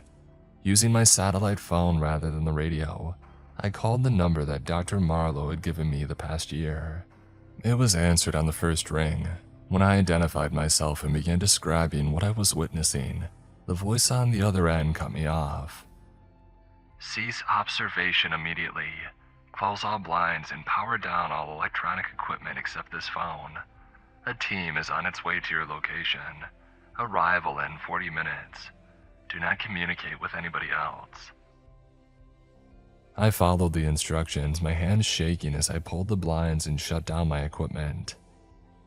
The next 40 minutes were the longest of my life, sitting alone in the darkness, jumping at every creak and groan that the tower made in the wind. When they arrived, it wasn't by helicopter or vehicle, but on foot. A team of 6 individuals in unmarked tactical gear who simply appeared out of the darkness. They brought specialized equipment that they immediately began setting up around my tower, and Dr. Marlowe was among them. Her first words to me weren't an explanation but a question instead. Have you experienced any unusual symptoms? Headaches, disorientation, a loss of time? When I said no, the relief on her face was palpable. Good, that's very good. What followed was a debriefing unlike anything that I had experienced. They reviewed my photos, notes, and recollections with intense interest. They asked questions about every transmission that I had heard, every observation that I had made up until that point. Finally, Dr. Marlowe sat across from me, her expression grave. What I'm about to tell you is very classified. You'll be asked to sign documents to that effect before we leave, but you deserve to know what you've witnessed. She confirmed that there was a research facility in the location that I had identified, established back in the 1950s, to study something discovered in the surrounding area. She wouldn't specify what that something was, only that it had properties that defied conventional science. The radio transmissions that you've been receiving, she explained carefully, they're not coming from our facility, at least not from our facility now. I struggled to understand her meaning. Then where are they coming from? Her answer chilled me to my core. Our working theory is that they're transmissions from the faculty at different points in time, past and possibly future incidents bleeding through due to the unique properties of what's being contained there. The blue light, she explained, indicated a fluctuation in those containment measures. My observation and documentation had provided them with valuable data that they couldn't get from their instruments alone. Human perception sometimes detects things that our technology misses. It's why lookout towers still exist when satellites could theoretically replace them. Before leaving, she offered me a choice. Sign their confidentiality agreements and accept a reassignment to a different lookout tower far from this location, or resign from the service entirely with a generous separation package. Either way, she added, I don't recommend your return to this particular post. The effects of long-term exposure to these phenomena are not well understood. I chose to resign. The decision wasn't difficult. After a decade of watching the wilderness, I had seen too much. not just of the unexplained but of human darkness as well. It was time to return to the world below, to streets and buildings and people. After leaving the lookout service, I tried to build back a normal life in Missoula. I took a job at the university library, rented a small apartment, and attempted to readjust to living among people rather than trees. For the most part, I did pretty well. The nightmares about my adventures and what I had witnessed had gradually faded away. I made some friends and even got back to dating a little bit. But 6 months after my resignation, the past came calling back. It was a Tuesday night in late March. I had just returned from work, juggling groceries and my keys at the door when I noticed an envelope had been slipped under my door. No postmark, no address, just my name handwritten on the front. Inside was a single sheet of paper containing a short, typewritten message and a small key. A matter has arisen concerning your former lookout tower that requires your attention. The enclosed key opens storage locker 17 at Westside Self-Storage on Brook Street. Inside, you'll find materials relevant to your interests. We recommend going alone. A colleague of Dr. M. My first instinct was to call the number that Dr. Marlowe had given me, but I hesitated. Whoever had delivered this note likely had connections to our organization. If they were communicating this way rather than directly, there might be a reason. And curiosity won out. I drove to the storage facility that evening, found Unit 17 and used the key. Inside was a single cardboard box containing a laptop computer, an envelope, and a sealed plastic case labeled Recorded Evidence, Beartooth Lookout, 2023 to 2024. The envelope contained a letter from Dr. Marlowe herself. Lane, if you're reading this, I've been able to contact you through official channels. After your departure, we continued monitoring the area near your lookout. What we discovered has raised concerns that I believe you should be aware of. The laptop contains footage from cameras that we installed around your tower after you left. The plastic case holds audio recordings from equipment designed to capture the kind of transmissions that you reported. I'm breaking protocol by sharing this with you, but I believe you've earned the right to know. More importantly, you may be the only person who can interpret what we found. Be careful who you trust with this information. Marlowe. I brought everything home, closed my blinds, and powered up the laptop. It required a password, and on a hunch, I tried Riptide. The screen unlocked. The laptop contained hundreds of video files organized by date. I started with the earliest, recorded just 1 week after my departure. The footage showed my former lookout tower from various angles, empty, waiting for the next season's occupant. Nothing unusual appeared in the first dozen files, just the tower standing there, buffeted by winter storms, occasionally visited by the wildlife. But in a file dated January 17th, something changed. The timestamp read 2:57 in the morning, the exact time that I had received the most disturbing radio transmissions. The footage showed the tower exterior illuminated by the same blue glow that I had witnessed. But this time there was something else. A figure standing on the observation deck. The image was grainy, captured from a distance, but clear enough to send a chill through me. The figure appeared to be using the Osborne Firefinder, moving it methodically, exactly as I would have done when scanning for smoke. Except the tower was supposed to be empty. The season had ended. Nobody should have been there. I fast-forwarded through the footage. The figure appeared again on multiple nights, always at that same time and always following the same pattern, scanning with the Firefinder, making notes and using the radio. A perfect mimicry of a lookout's duties. In the final video, dated just 1 week before I received the envelope, the camera angle shifted slightly, capturing the figure more clearly as it stood at the railing. My hands trembled as I paused the video and zoomed in. The figure was me, or somebody wearing my face. I moved to the audio files next. Most contained the same type of fragmented transmissions that I had heard during my final season. Urgent communications about containment breaches, casualty reports, evacuation orders. But one file recorded 3 days after the last video was different. A voice, my voice, speaking clearly without static or interruption. This is Lookout 1. I am observing multiple anomalies across all sectors. The breach has expanded beyond containment parameters. Timeline collapse imminent. To whoever receives this, I can see you watching. I can see what follows you. They are using your eyes. Close them while you still can. The file ended with a burst of static and what sounded like somebody screaming. I sat in my darkened apartment staring at the screen, trying to process what I had seen and heard. The voice was unmistakably mine, yet I had no memory of ever speaking those words. The figure in the tower moved exactly as I would have moved, used the equipment exactly as I would have used it. At the bottom of the box, I found one final item that I had initially overlooked. A small sealed envelope with, "Only if confirmed," written on it in Dr. Marlowe's handwriting. Inside was a brief note and a newspaper clipping. The clipping was an obituary dated 2 months in the future. My obituary. Cause of death, exposure after becoming lost on a hiking trail in the Clearwater National Forest. A trail that would take me near my former lookout tower. Dr. Marlowe's note was equally disturbing. "Elaine, if you're reading this, you've confirmed what we feared. Our working theory. What we're containing isn't just affecting communications, it's creating temporal duplications. Echoes of people who spent significant time near the containment zone. The entity in your tower is not from the past. We believe it's you from a possible future, one that we hope to prevent."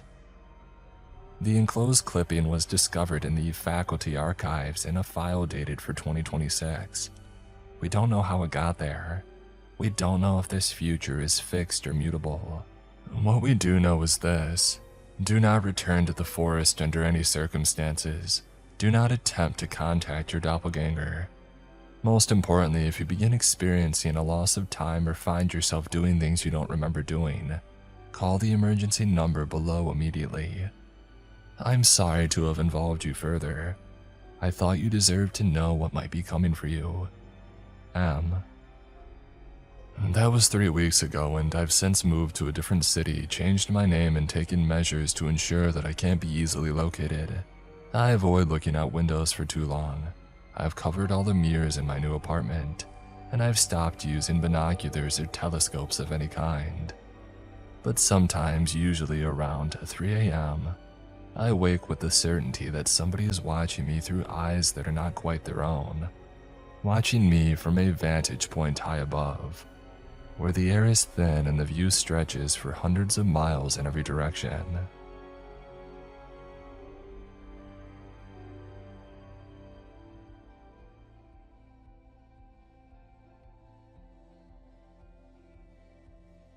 Our plane cropped over the horizon. The endless woods meandering and covering every inch of land for miles around the forested area, effectively isolating it from the rest of the earth by mountains on almost all sides. Within the bowl-shaped valley of greenery, it was easy to spot where we were headed. The blackened tower stood out like an altar of ash amid the lush firs.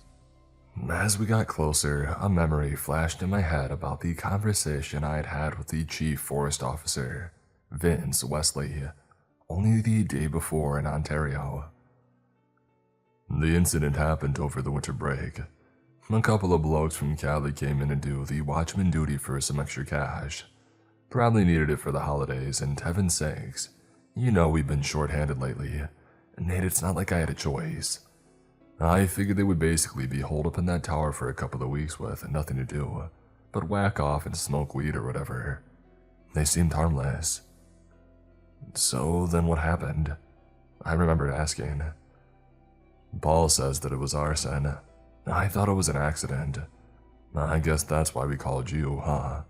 Ain't you the expert? I didn't bother telling him that it had been about 4 years since I had been involved in any official investigation like this.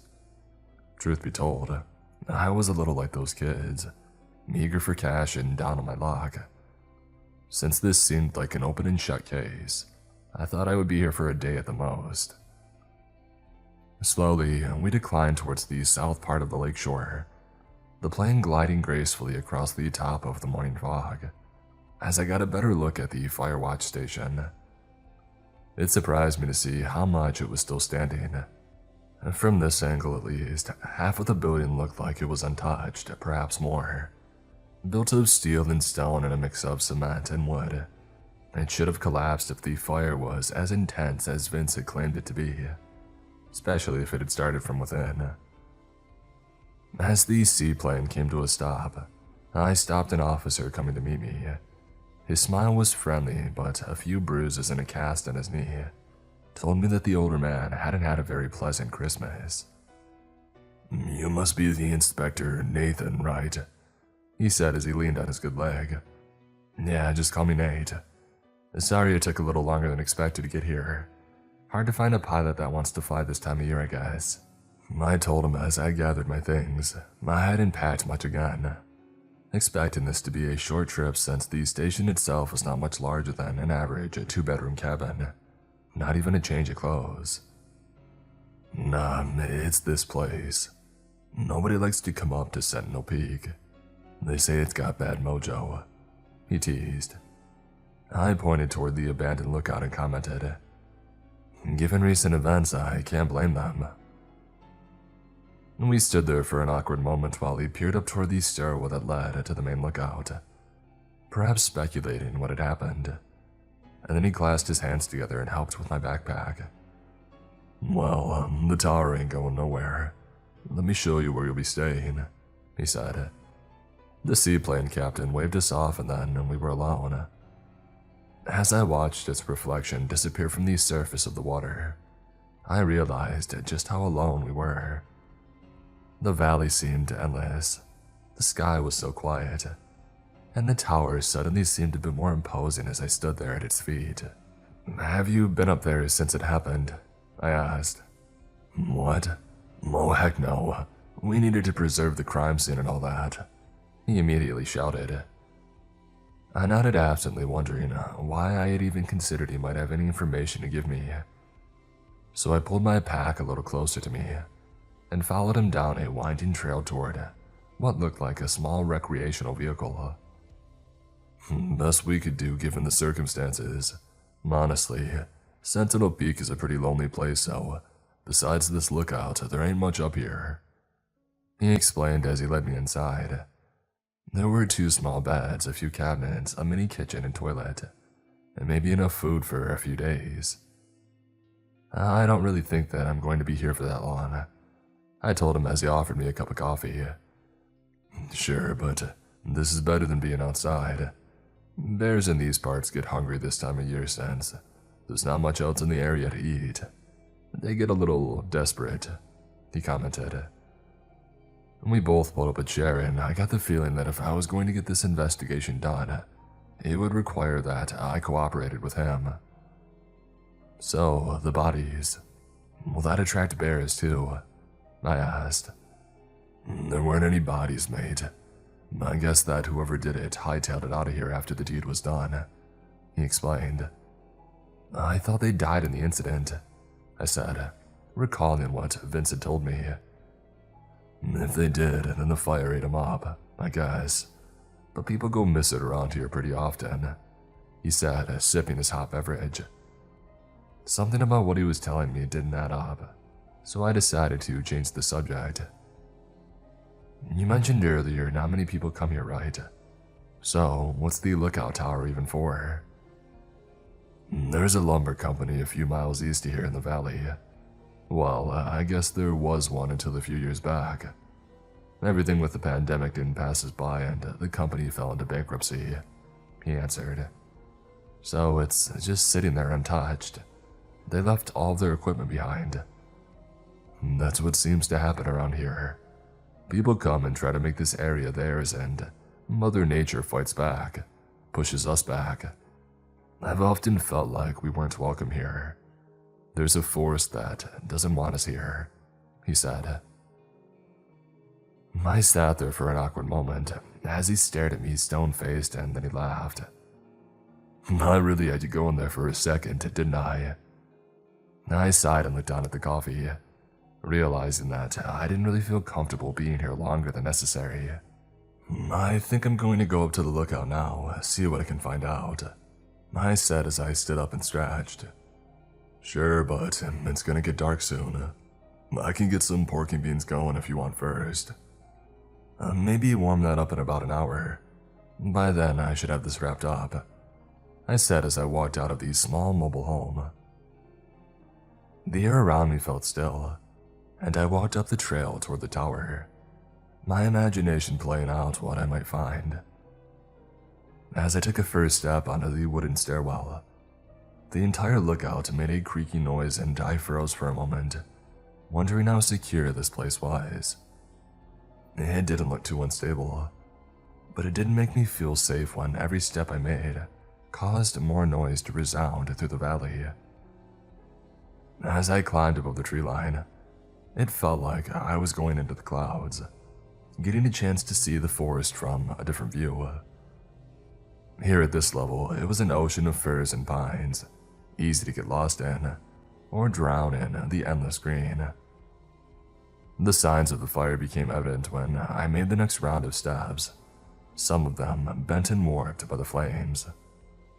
And then it got worse at the next level, turning completely to black ash as I reached the top. The door was barely on its hinges, the gentle breeze inviting me to go in and to see what had occurred. I took out my smartphone to get a good bit of light, as I saw the sun was beginning to set over the forest and I went in. The smell of ash mixed with burnt flesh as my tiny light illuminated the destruction. There really wasn't a part of the small building that hadn't been completely burnt up by the fire. Books and furniture were blackened or completely disintegrated. The metal chairs were melted and twisted. The computers broken and leaning toward the center of the room. It seemed clear the fire had started there, near where a small coffee table had once sat. In its place now, there was a deep scar that seemed to infect the very ground. A dark black spot that spread out its tentacles in all directions. Yet then, as I turned toward the other side of the firewatch, I realized that most of it was untouched, as though the flames had mysteriously stopped when reaching a certain intensity. The couch was sitting there, looking toward the inferno as though entertained by the immolation, and beyond it, the kitchen looked perfectly intact. Why hadn't the volunteers simply used this as their exit strategy? I wondered as I stepped toward the tiny restroom and saw where one of them had spent their final few moments. The corpse was darker than the starry sky that was meshing with the old building. His body collapsed and hugging the toilet as though he had been vomiting. Yet the appearance of his body, frozen now by the after effects of the inferno, did not indicate that this man was hiding here and hoping to remain safe from the blaze. Instead, it told me that whatever had happened was swift, so unexpected that they didn't even have time to protect their body, as they had hurled into the porta-john one last time. How was that possible? I've studied quick brush fires for most of my life in this job, and I had never seen one burn so powerfully and so quickly. And the second corpse was nowhere in sight. Had the second man escaped and just decided to bolt? The fire was to be considered intentional, according to the brief report that Paul had given me, and his number one suspect was this missing man, I was sure. I needed to find more about them.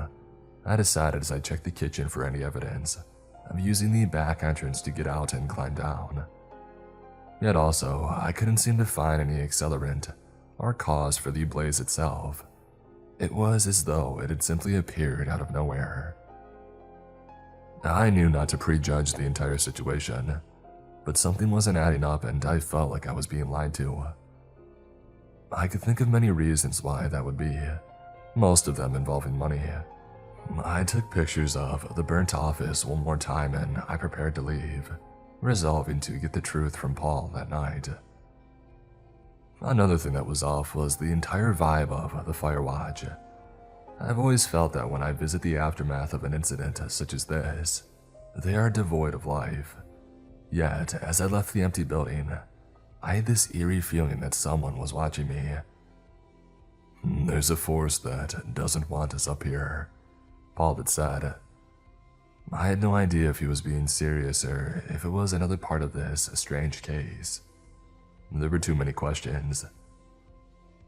I stopped midway down the tower to take a smoke and look out at the tree line. The sun was down now, and all I could make out were the dark outlines of the firs and the cedars.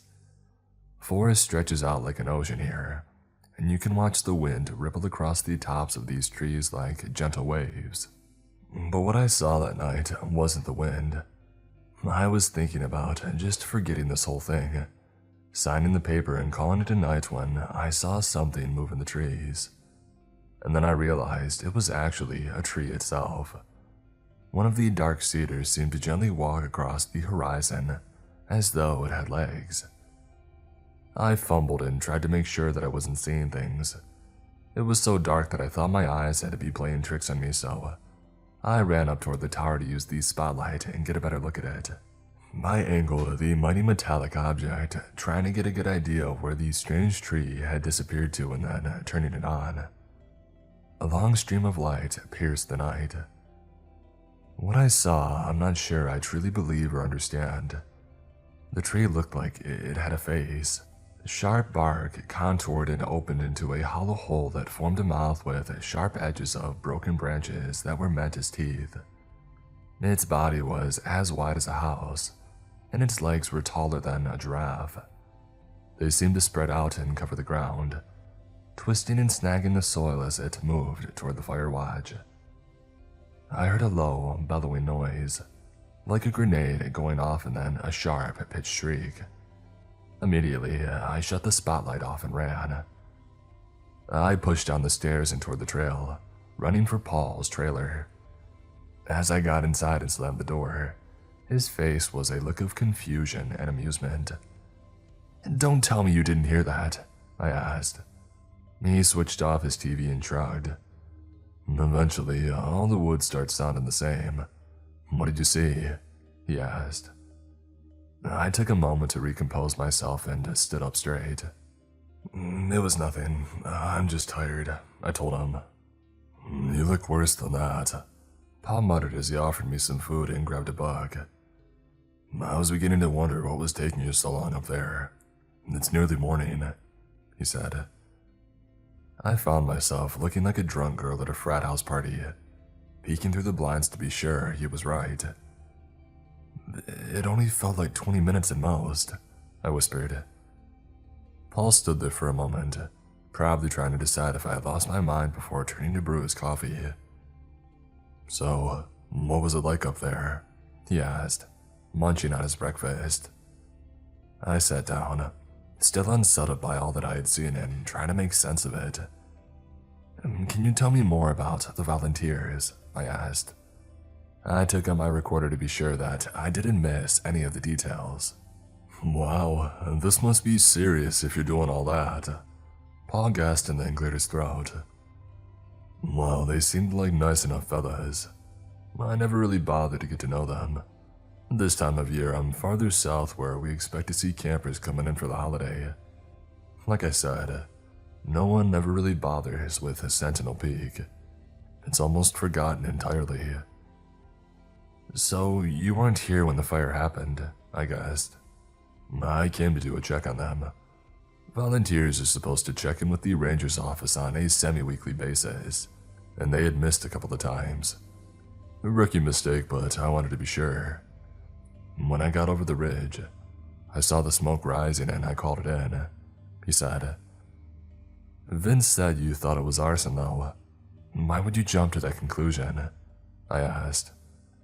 "Well, I guess I should have brought it up earlier, but our park has been getting threats lately," he admitted. "Threats? Like from tree huggers or something?" I asked. Paul laughed but nodded as he sipped his coffee. "Sentinel Peak is a relic and they want it torn down. Let the forest grow up and push us out. To be honest, before this incident, I was really considering that. Let the ghosts have this place. Nature doesn't want us here anyway," he insisted. I recalled the strange things that I had seen only moments ago. When you say that, what do you mean? Has the Firewatch had issues in the past? I asked. Hasn't been the first time he lost some volunteers. Vince didn't tell you that, did he? It's one of the main reasons we can't keep good folk. Everyone's scared that they'll wind up disappearing. Paul joked.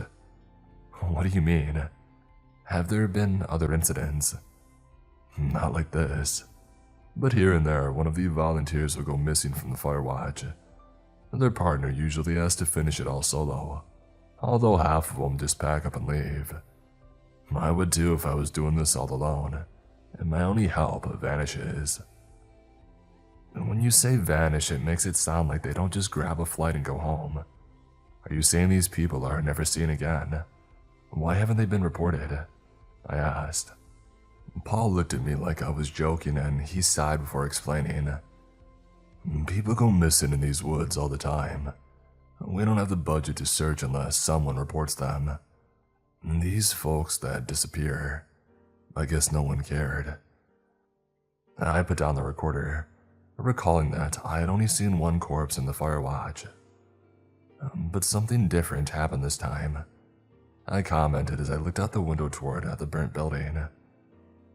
Paul, I need you to identify the body that I found. Can you do that? And did you get a good look at these kids? He seemed surprised but went along with it, as he grabbed his coat and he walked back toward the tower.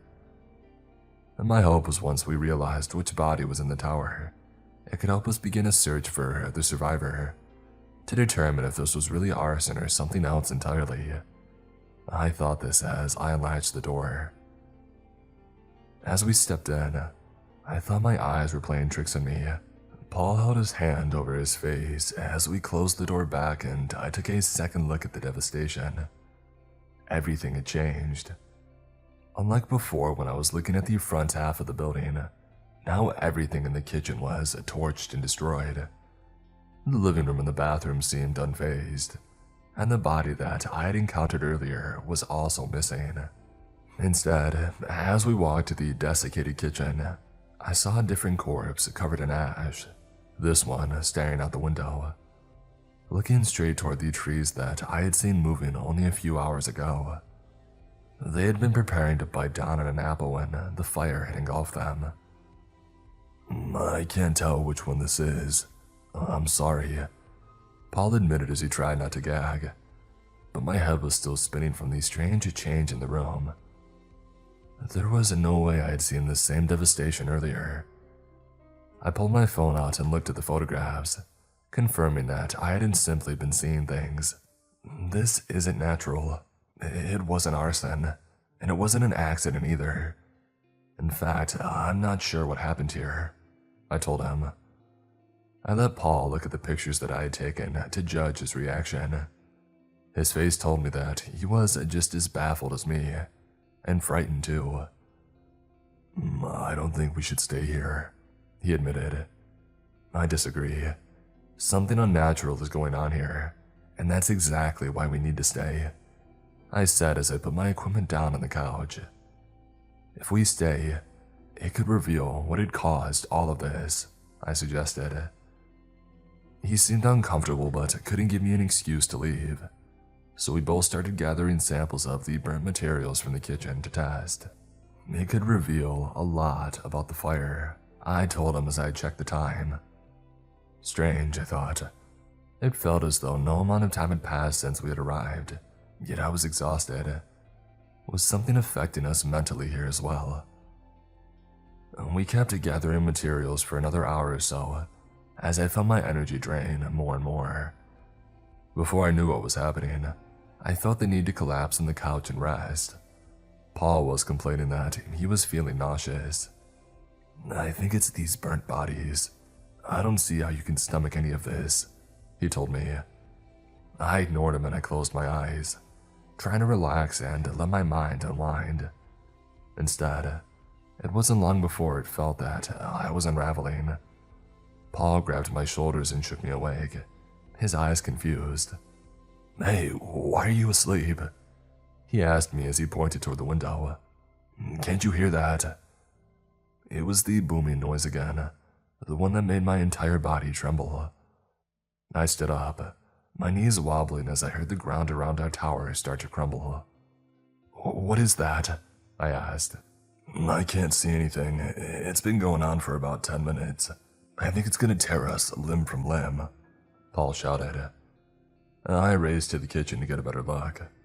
The glowing eyes of the strange monster in the trees making me want to run the other way. Instead, a swath of fire pushed itself into the tower, covering the counter next to me and making me leap back. The entire counter was covered in flames. Paul ran to grab an extinguisher and doused the small inferno as the monster bellowed and the firewatch shook. "We need to get out of here," I said as I ran away from the kitchen. He was standing there at the counter, trying to protect what little was left. Instead, the flames covered his body, the way that ants attack an invasive predator. It made it seem like the fire had a mind of its own. Immediately, I ran from the tower, not bothering to look back. I could hear the gigantic noises from above, and I was sure that if I hesitated for even a moment, the entire firewatch would fall down on top of me. I didn't stop running until I made it to Paul's trailer. I found the radio and I called Vince's station. "Mayday, Mayday, this is Sentinel Peak, requesting assistance." There was only static as I heard the creature moving about outside, trying to find me. I could hear the crackling of fire. Was it really going to burn down the whole forest just to exterminate me? I hunched down and waited for the woods to become silent again, and then I heard Vince on the radio. "Sentinel Peak, do you copy?" I grabbed the receiver and shouted, "There's a fire. Send help right away. All rangers need evacuation immediately." The radio filled with static again, and then it died. And then I heard a knock on the door. Instinctively, I grabbed the nearest object to use as a weapon, a letter opener, and I stood by the door to let the stranger in. To my shock and confusion, it was Paul. "You're alive? How is that possible? I saw you burning up," I said. He didn't even show signs of scars on his body. He looked just as confused as me. "Who the heck are you?" he spat back. "What? Is this some kind of joke? It's Nathan. I came here to inspect the fire." I kept my distance from him, wondering if he was even the same person that I had met the day before. Had the fire done something to him? Recreated him somehow? Paul mumbled something into his walkie-talkie and then he answered, "What fire?" We walked out of his trailer and I looked up at Sentinel Peak. It appeared untouched by any blaze at all. "What in the world?" I said as I started to run toward the stairs. There were no signs of ash or burns or anything that I had seen before. I heard Paul shouting to me as I raced to the top. I needed to see the inside of the firewatch. I needed to understand what was happening. As I stepped into the tower, I found myself looking at a brand new office, polished furniture, a full pantry. It looked like nothing had been used. Paul stormed in behind me. "Please explain to me what's going on here," he demanded. "There is a fire here. You died. Maybe I died too," I whispered. It was making me nauseous. I was seeing flashes of this other firewatch, where Paul was devoured by the inferno, and I was the one trapped in the bathroom. "We were the ones who came here. We're trapped inside a nightmare of our own design. That creature, it's made us a part of the forest." Paul was reaching for his gun, clearly disturbed by everything that I said. "You need to leave now," he warned. "Listen to me. We have to stop it before it happens again." But instead of listening, he fired a shot straight toward me. I ducked down and the bullet hit the propane tank right behind me. The explosion forced me toward Paul, a burst of fire consuming the front of the station. The entire firewatch was covered in an inferno within mere moments. I found myself trying to grab a hold of the splintering wood as the tower crumbled. I was being swallowed up by the devastation, seeping into the very ground. I lost consciousness at some point, hardly able to move from the blast. The firewatch was gone, but something else now was rumbling toward me. It was the giant.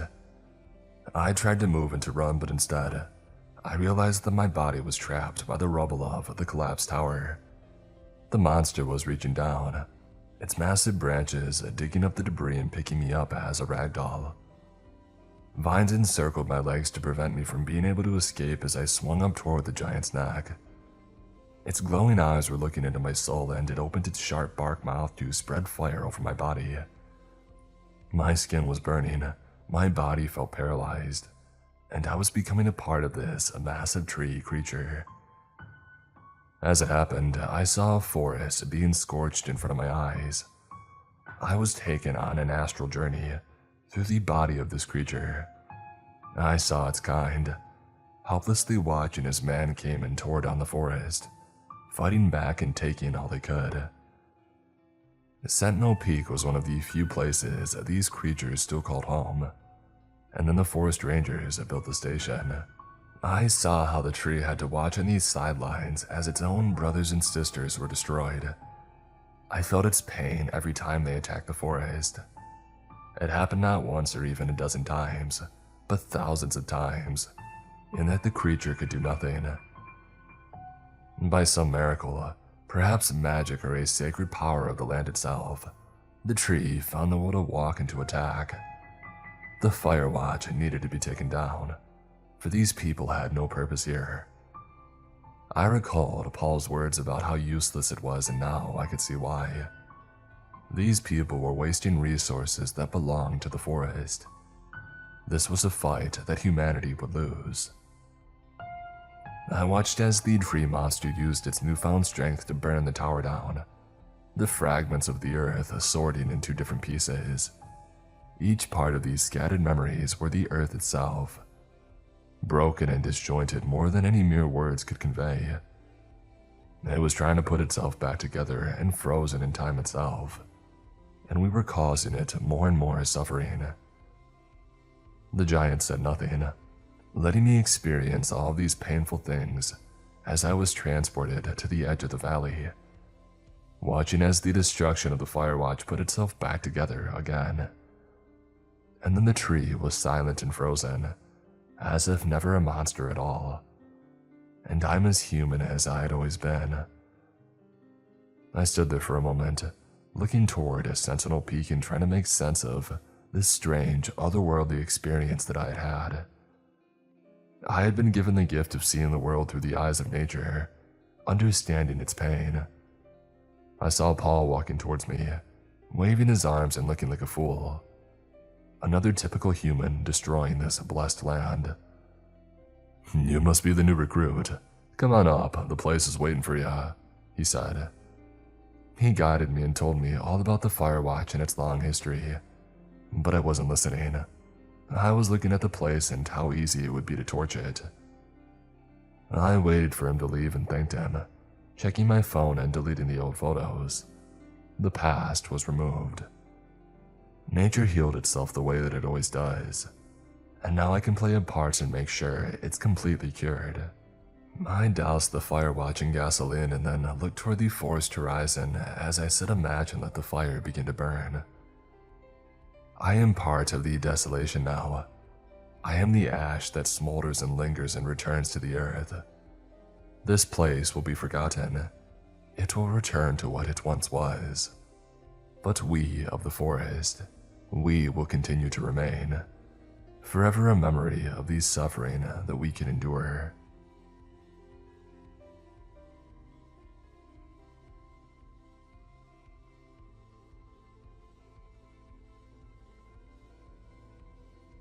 From the earliest age that I can recall, becoming a park ranger was my life goal.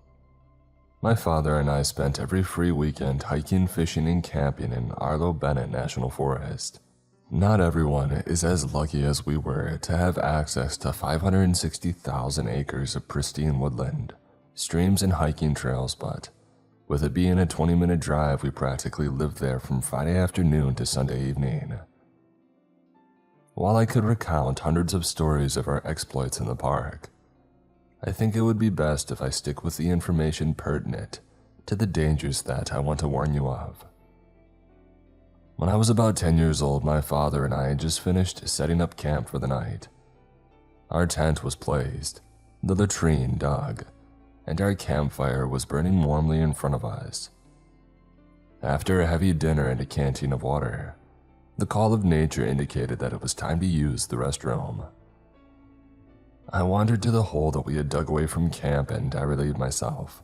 As I was zipping my jeans there, a soft whistle coming was from the forest ahead of me. Looking over my shoulder, I could see my father, pipe in mouth, sitting on the ground by our fire. Turning back in the direction of the whistling, I squinted my eyes and peered into the distance to try and identify the source. It was likely a bird, I thought to myself, but there were hints of a subtle melody that kept me from being certain. The fading light of the sun didn't provide me with much of a view, so I continued listening to the soft whistling. Having decided that it warranted no further investigation, I resolved to return to the safety of my father's company and the now much desired illumination of our campfire. I turned around and began trudging through the undergrowth of the forest when, over my shoulder, I was certain that I had heard someone shout from a distance, "It's this way. Come and see." My fight, flight, or freeze response immediately chose the worst of all the options as I stopped dead in my tracks. Turning around quickly, I looked in the distance and saw what I thought was the silhouette of someone far in the distance. One arm waved above their head as if to say hello. They didn't call out again, but it appeared a single arm continued to wave in above their head before they eventually dropped it and stepped backward, disappearing behind a monstrously large oak tree. Without another thought, I bolted the short distance back to our campsite and, in a panic, told my father what I thought I had seen and heard. He smiled and reassured me that it was likely nothing more than another camper, but he would investigate, shouldering the strap of his rifle and digging his flashlight out of his bag. We trekked into the woods in the direction I thought that I had seen the figure. My pulse thumped rapidly the farther from camp that we went. As we neared the massive oak that I had seen from the latrine, my father began to sweep the ground with the beam of the flashlight, searching for signs of a disturbance. There was no sign of recent activity. The dried leaves and fallen branches seemed to be completely undisturbed. We continued a quarter of a mile beyond the oak and still found no sign of another camp or any other human activity. My father ruffled my hair with his hand and assured me that it had just been my mind playing tricks on me. I wanted to believe him so badly, but something in my heart told me that I had seen someone, or more unsettling yet, something. After getting back to our camp and settling beside the dwindling embers of our fire, my father did something that he had never done before. He began telling me a ghost story. In this forest, he started, people for over a century had told each other tales of wanderers in the woods. Beautiful melodies whistled in through the trees. Strangers in the distance would wave and beckon travelers to come and see incredible things. Anyone foolish enough to follow them vanished, never to be seen again. Not understanding why he would tell me these things, I began to panic and tears pooled in the corners of my eyes. Seeing the visible comfort, my father smiled and told me that, as a boy, he had thought that he had seen the same things too. My grandfather had told him the same story when he was my age or perhaps a bit younger. Every time they would tread the same trails that he and I hike now, he always imagined hearing or seeing the wanderers in the woods. When he told my grandfather what he had heard and seen, he took it as an opportunity to teach him that the whistling sound was a known call of a local bird. He would also find shapes in the distance and show him how inanimate objects at a distance could produce the illusion of a man or woman watching them. It could also be a practical joke, kiddo, he assured me. When an area has a popular urban legend, folks like to do what they can to stoke the fires. I began to calm down a bit. We were deep within a massive national forest, and the odds of encountering another person were slim at best. My youthful fears had gathered natural occurrences around me and organized them into an unnerving and unlikely scenario.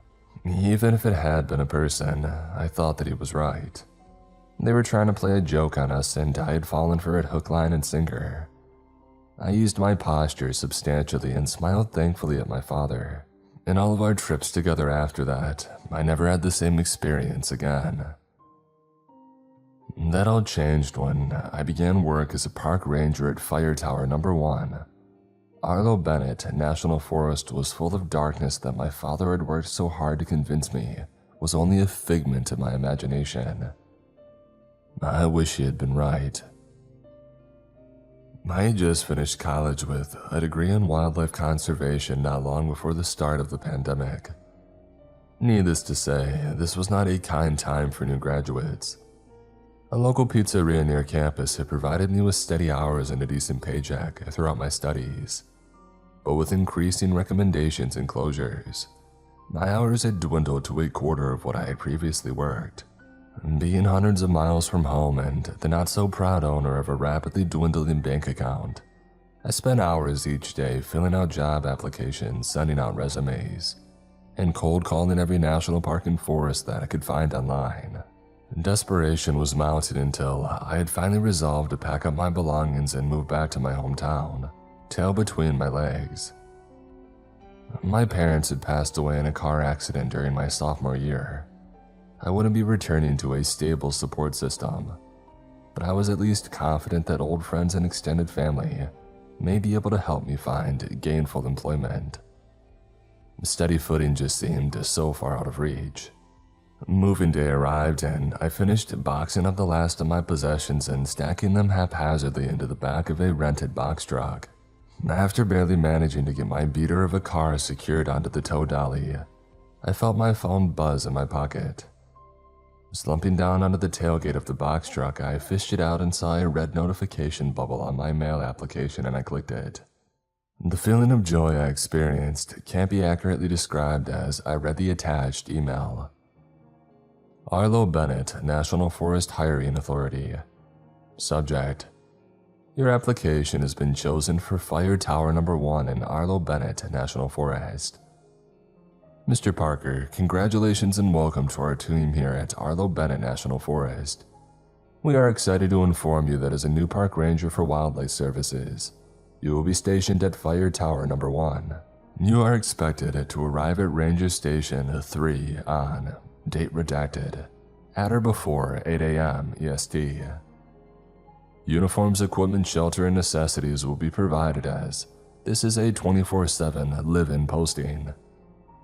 If you require storage for personal items that you do not wish to keep in your on-site residence, accommodations will be made upon arrival. Please bring a valid driver's license, a social security card, and a copy of this email to be presented upon arrival.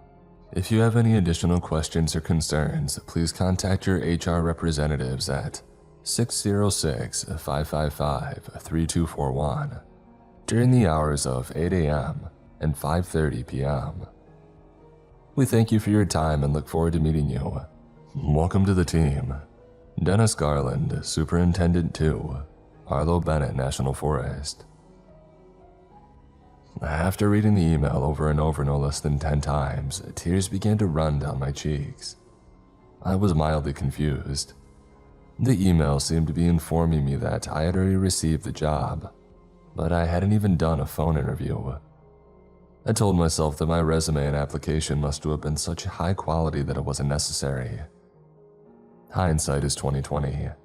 Only minutes ago, I was preparing to drive a box truck full of my second-hand furniture and meager possessions pointlessly toward my old hometown. Now I couldn't wait to travel down the road to my new career and what I thought would be a bright future.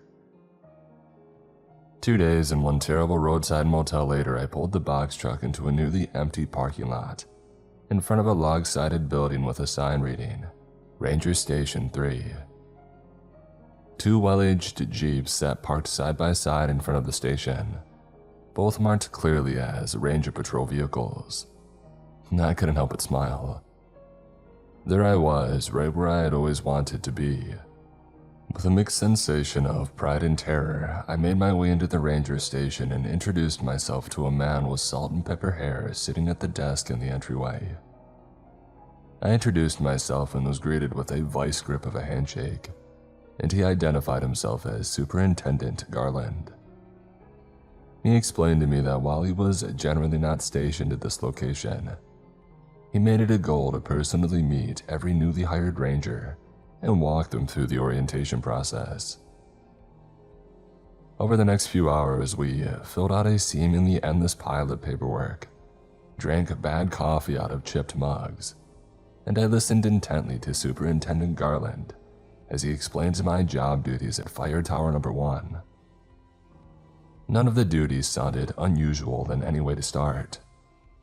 I would work in a 3x3 grid with fire towers 1 to 9. For the first 2 weeks of the month, I would man the tower from 5 a.m. to 5 p.m. A reserve staff member would report to the station to give you a day off to readjust your sleep schedule for the last half of the month. For the following 2 weeks, I would work from 5 p.m. to 5 a.m. Each tower in the grid was staggered by the shift to watch neighboring off-duty sectors around them as well as their own. The primary concern was to watch for the inception of forest fires. Lightning strikes and unauthorized campfires were a constant concern in this area, so around-the-clock surveillance was necessary.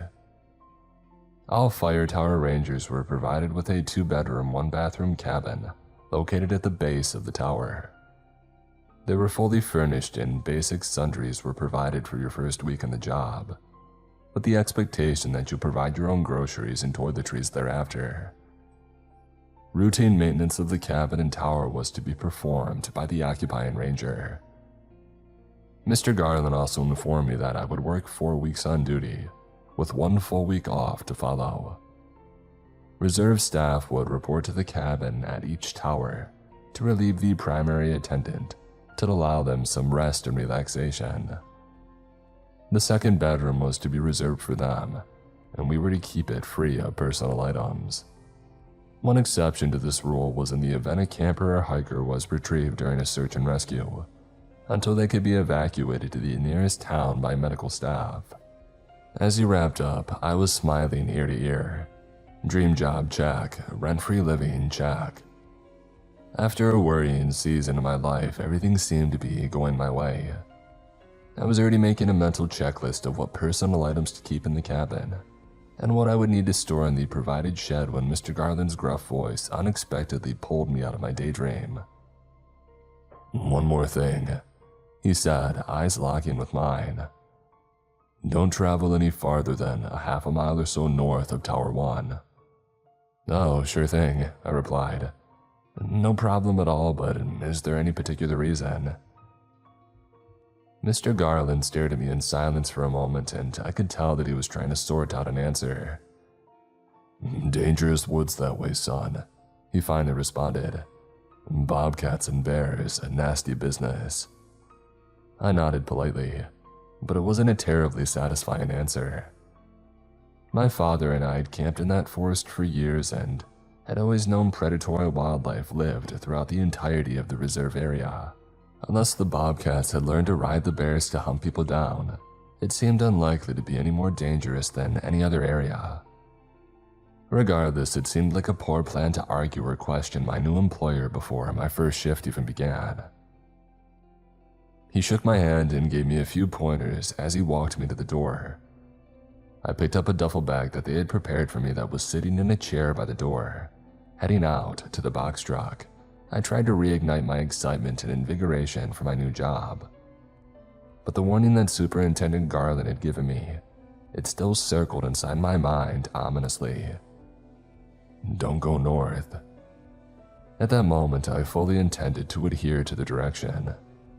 But soon my curiosity sent me barreling down a dangerous path. My first week at the cabin and tower was a whirlwind of information. The ranger currently occupying my new tower, Thomas Richardson, was a reserve ranger who filled in the off weeks of towers 1 to 3. As he helped me unload my box truck and unhook my car, I picked his brain for every piece of advice that I could think to ask. He had worked for the ranger service there for a little less than a decade. I was surprised to learn that he had originally been offered the permanent role in Fire Tower Number 1, a significant pay increase from reserve status, but he had declined.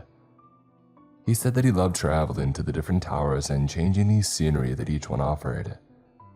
He seemed like a very genuine and helpful man, but at the back of my mind, I couldn't help but wonder if whatever could be found north of the tower drove him to decline the position.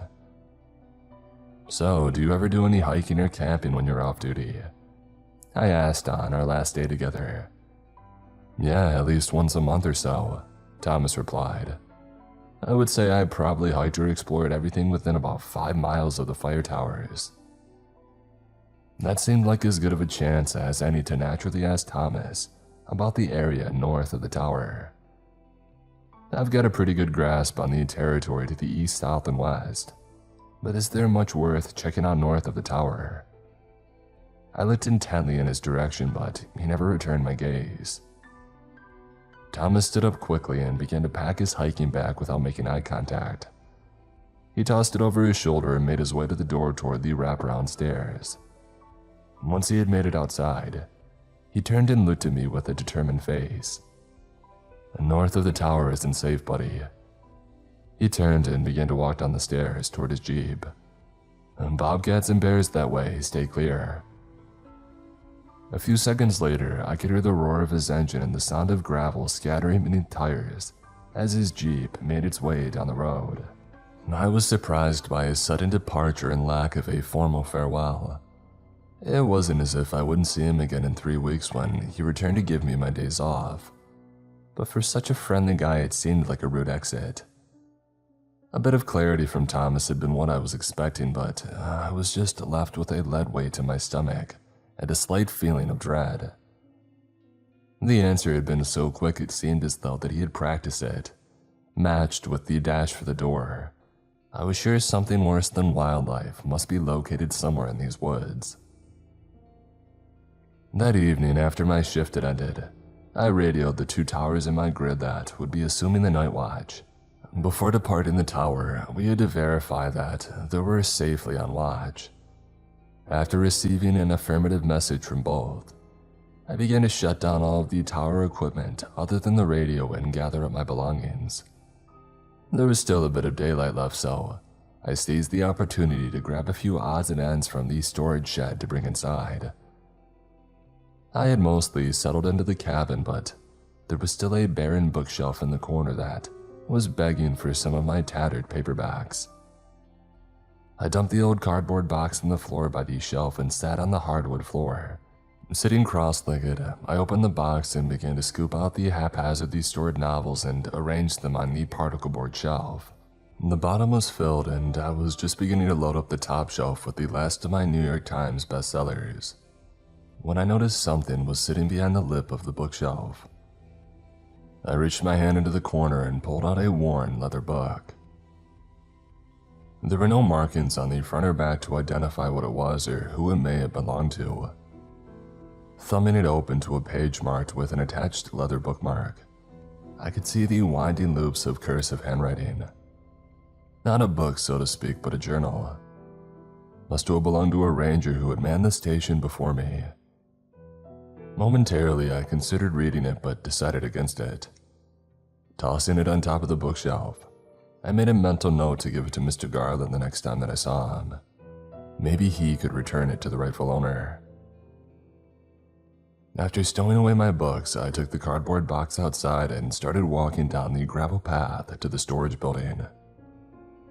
There was a steel cage to place garbage in an attempt to keep larger wildlife from rifling through the bins. I reached down to my hip to retrieve my jingling set of keys to unlock the disposal gate. Setting the box down, I slid the key into the lock and I opened the gate. As I reached down to retrieve the box, I could hear something off in the distance. By then, the light of day was a distant memory and my eyes had not yet adjusted to the darkness. Years of living in the city had made me forget just how dark the forest could be. I had still gone on the occasional hike or camping trip with classmates, but it had usually been a pay-to-stay campsite with bathroom shower combination and pathways lit up with soft wattage light bulbs. It hadn't occurred to me to switch on the light that extended to the storage shed. My visibility was aided only by the light of the cabin's front porch, which was swallowed up by the walls of darkness. That is when the whistling began. It was soft and indistinct, but I could hear it nonetheless.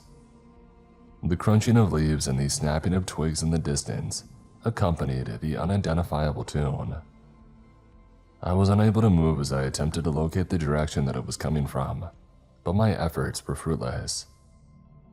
While the sound seemed to be coming from one point far off in the distance, I could also hear traces of it all around me.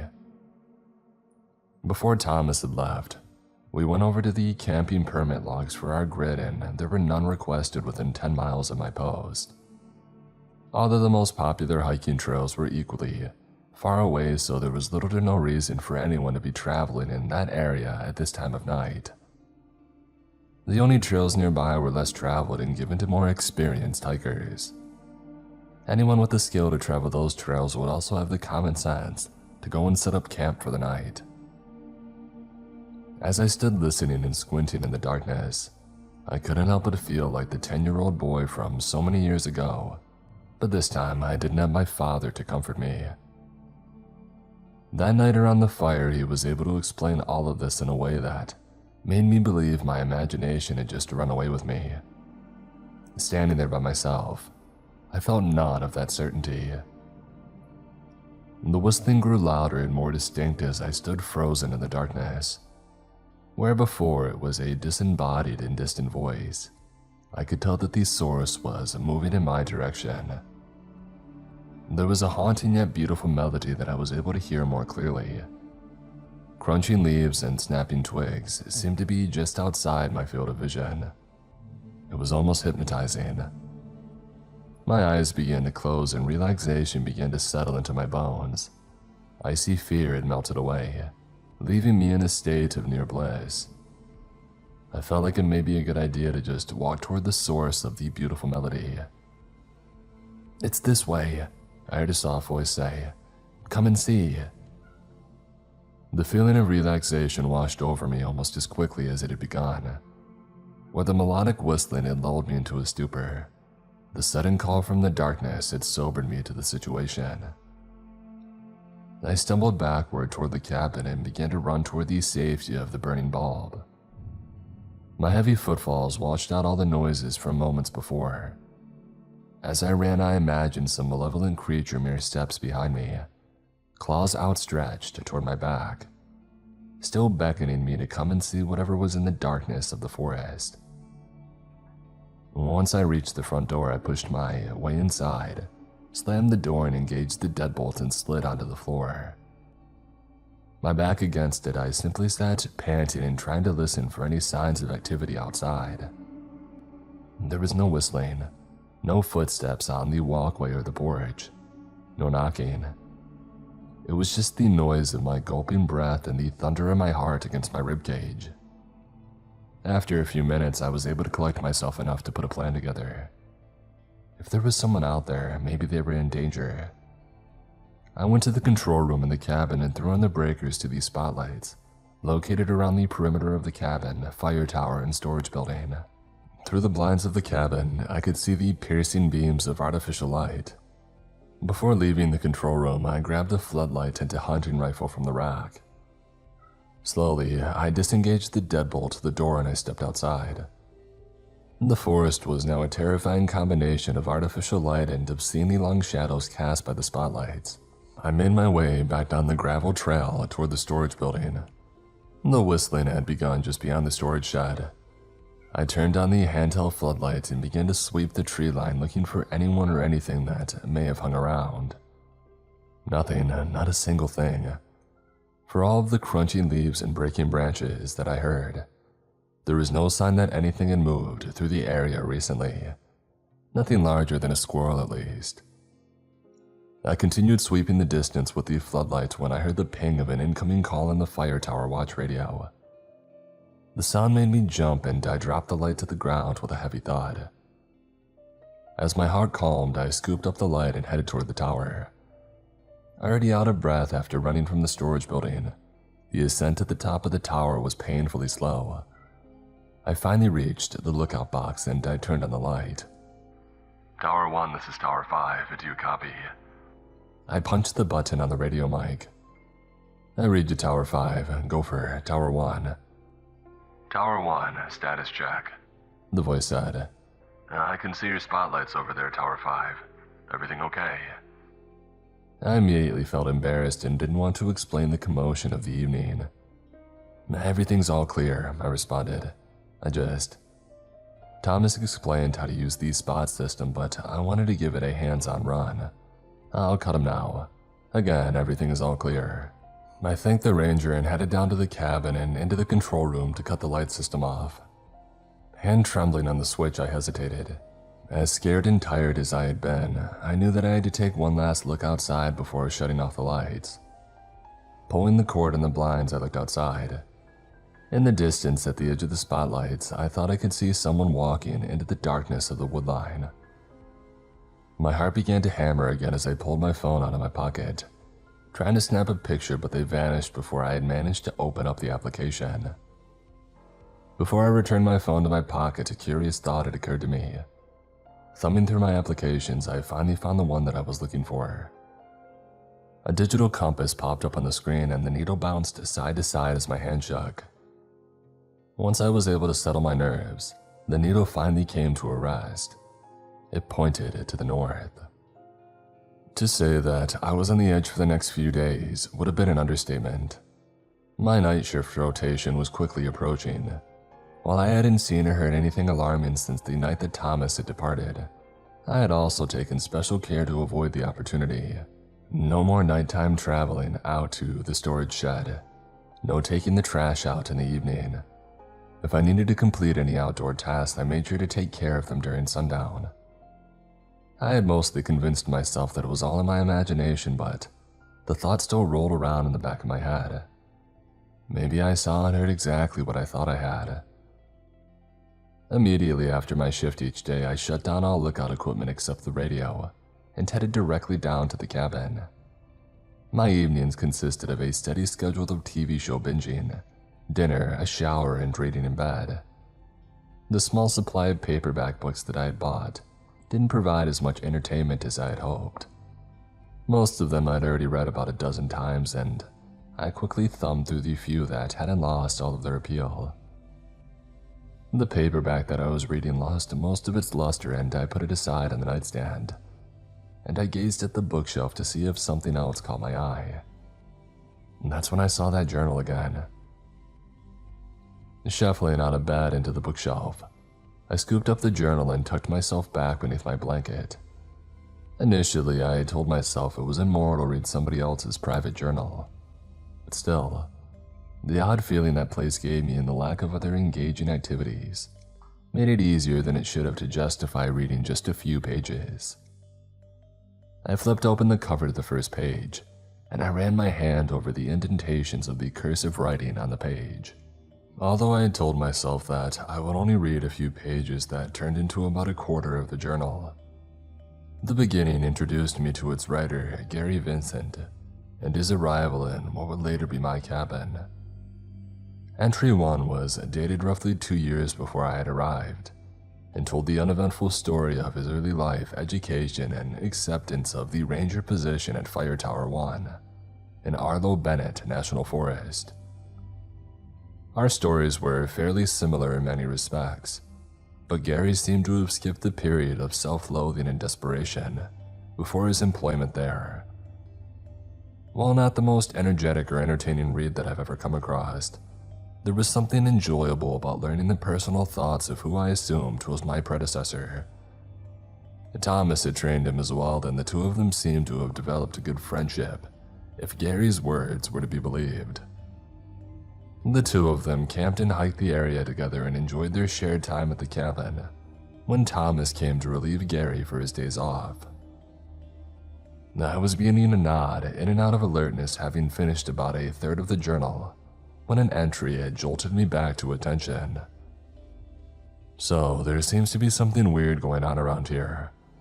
I love everything about living and working in the forest, but now and again, I just get that feeling that something's watching me. I can't quite put my finger on what brings the sensation. It's the same feeling you get when somebody stands behind you in a room, but doesn't say anything. Just an electric charge, a sensation. Last night I was hauling the kitchen trash out to the good old dumpster dungeon when I heard someone whistling out in the woods. I always check the camping permits at the start and end of my shift, so if there's an emergency, I can get out and help them out. But the thing is, there are no permits out this far that we had on record today. I tried calling out to the person whistling, but they would just fall silent whenever I did. A few minutes later, this little tune would pick back up. I would try calling out again, but it was just the same. No more whistling for a minute. There was a time or two I thought someone was telling me to come and look at something, but I'm not sure. I headed into the control room and grabbed a flashlight to search the area. But after a half hour or so of stumbling around in the woods, I called it quits. I didn't see anyone or hear any more whistling. I haven't really been out here all that long, but maybe the lack of daily interaction with people is just making my mind act funny. I don't know, but I'm not too worried about it. If whistling is the worst thing that I hear, I think I'll be in pretty good shape. I read the passage over and over. The same thing had happened to Gary. The only noticeable difference was my total panic compared to Gary's cool and collected approach to investigating the area. I assumed that he hadn't experienced the same event as a child, but it was almost impossible to believe that this wouldn't have seemed kind of strange to him. A second difference also occurred to me. Gary hadn't seen anyone in the woodline. I wasn't positive that I saw a person, but I was certain that I had seen something. Too engaged with these similarities of the journal, I knew that I would be up for the rest of the night until I had finished it. I got out of bed again and headed into the kitchen to make myself a pot of coffee. After the ancient machine had spilled the last drop into the pot, I poured a mugful and settled into the kitchen table to continue my reading. The pages immediately following the whistling event were more of the same day and day out stream of thought entries that you would expect until about 3 months later. This place is starting to mess with my mind a little bit. I was outside last night doing my usual dumpster run when I started hearing that whistling again. Honestly, I had forgotten about the last time that it had happened until 10 or so last night. I tossed the trash in the cage when the whistling had started up. The flashlight was already in my pocket this time. I started carrying it a few weeks ago just as a precaution. It was louder this time, and something about it just made me happy. Just felt like I could wander in that direction and hear it a little bit better if I could find who was making that beautiful noise. It kind of made me sad too, though. I'm not sure why.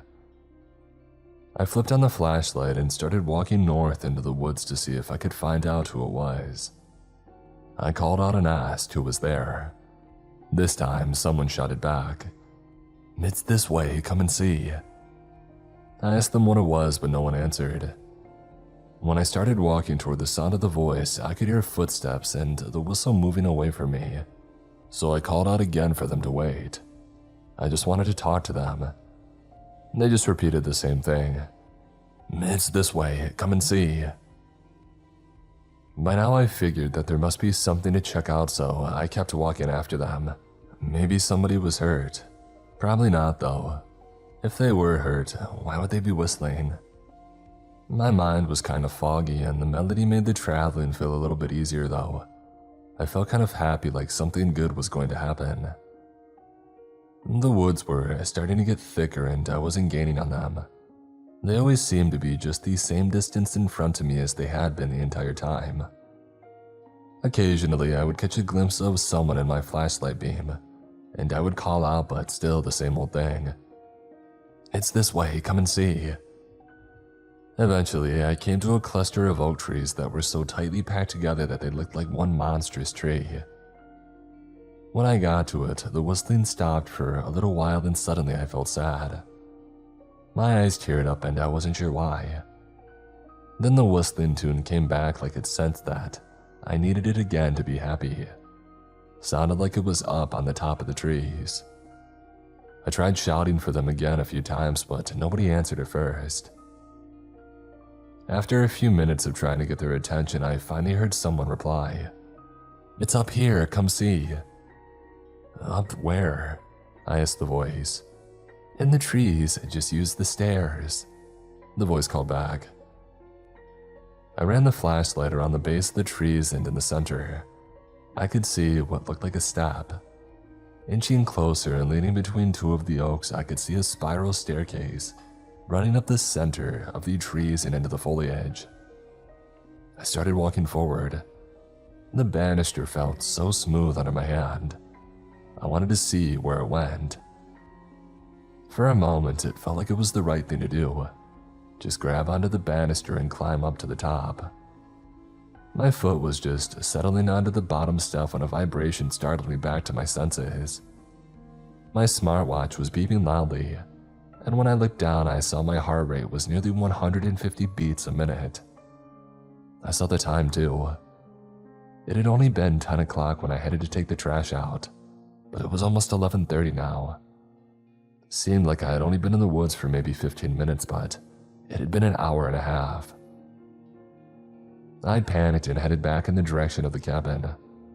As I made my way back, there was the remnant of an old hiking trail that took me within a stone's throw of the cabin. Took me almost 2 hours to get back. My body aches and I feel like I have the flu. I'm not sure what the heck that was out there, but I'm going to have to call this in at the start of my shift. My heart raced and I continued reading the journal. In the next few pages, Gary recounted how he had called in the staircase to Superintendent Garland the next day.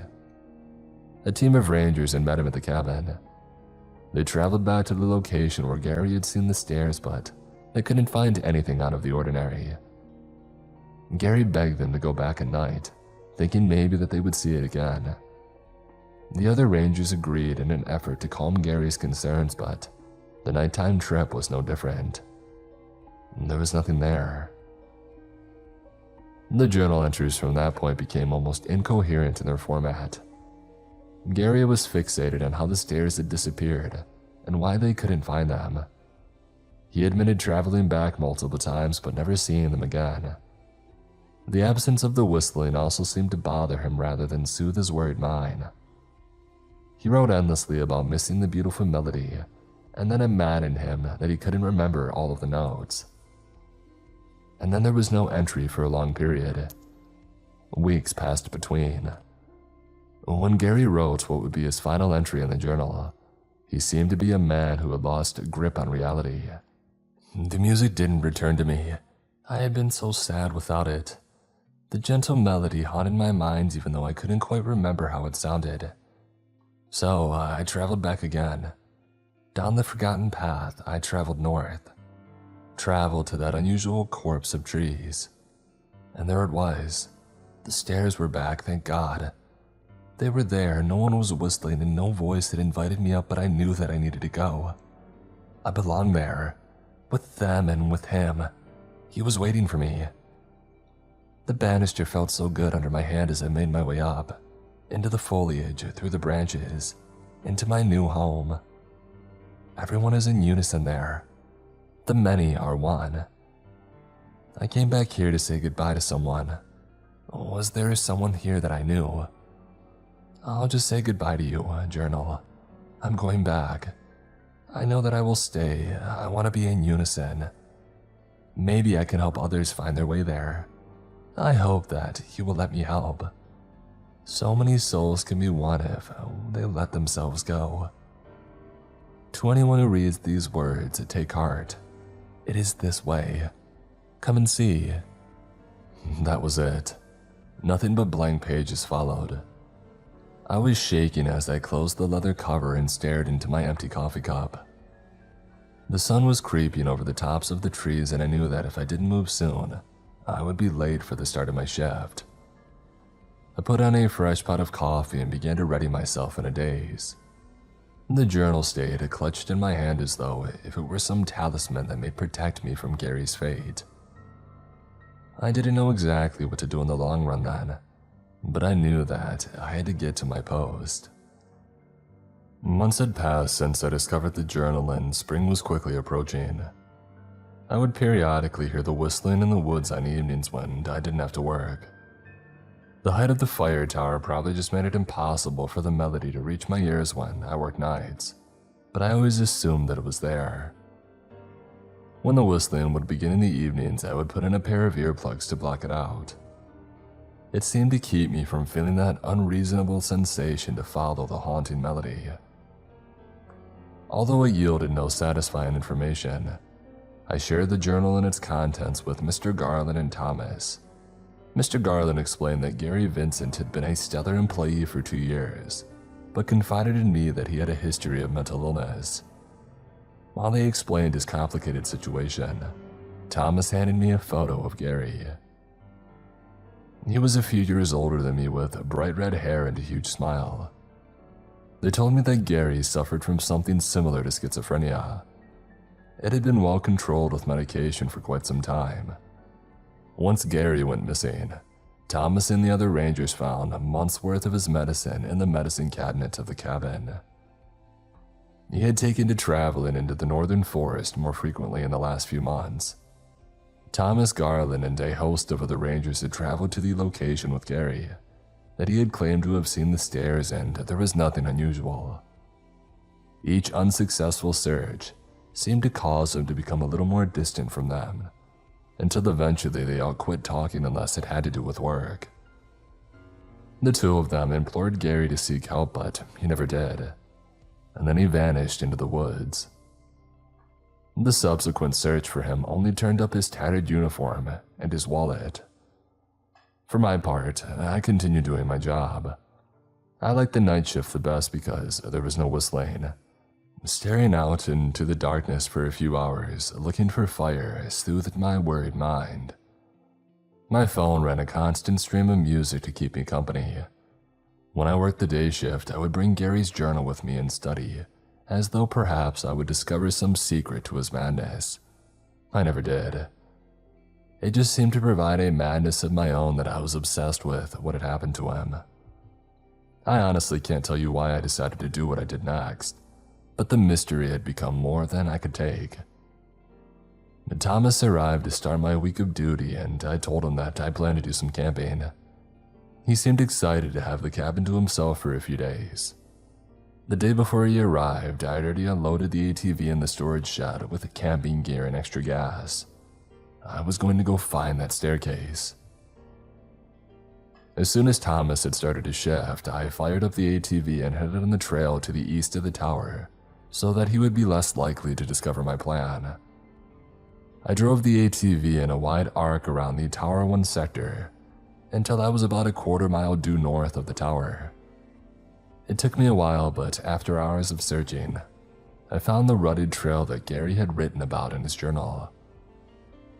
The trip was uneventful, and with the use of the ATV, I reached the tightly gathered copse of trees in no time. I slid off the ATV and approached the cluster of trees with caution. They formed a tight circle with a 3-foot gap facing toward the south. The canopy shadowed the interior, making it impossible to see what was inside. With a lump in my throat, I pulled the floodlight off the ATV, and I aimed it at the circle of trees. There was nothing inside other than fallen leaves and a few dry branches.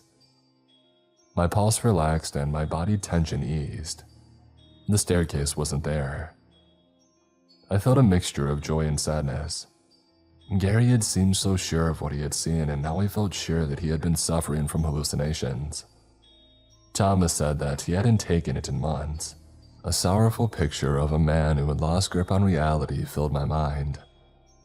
Walking inside the copse, I couldn't find anything out of the ordinary. Feeling content that the staircase was only a fantasy, I decided to make the most of my days off and follow through with the camping trip. The day was warmer than the seasonal average, so I chose to forego the tent and camp out under the stars.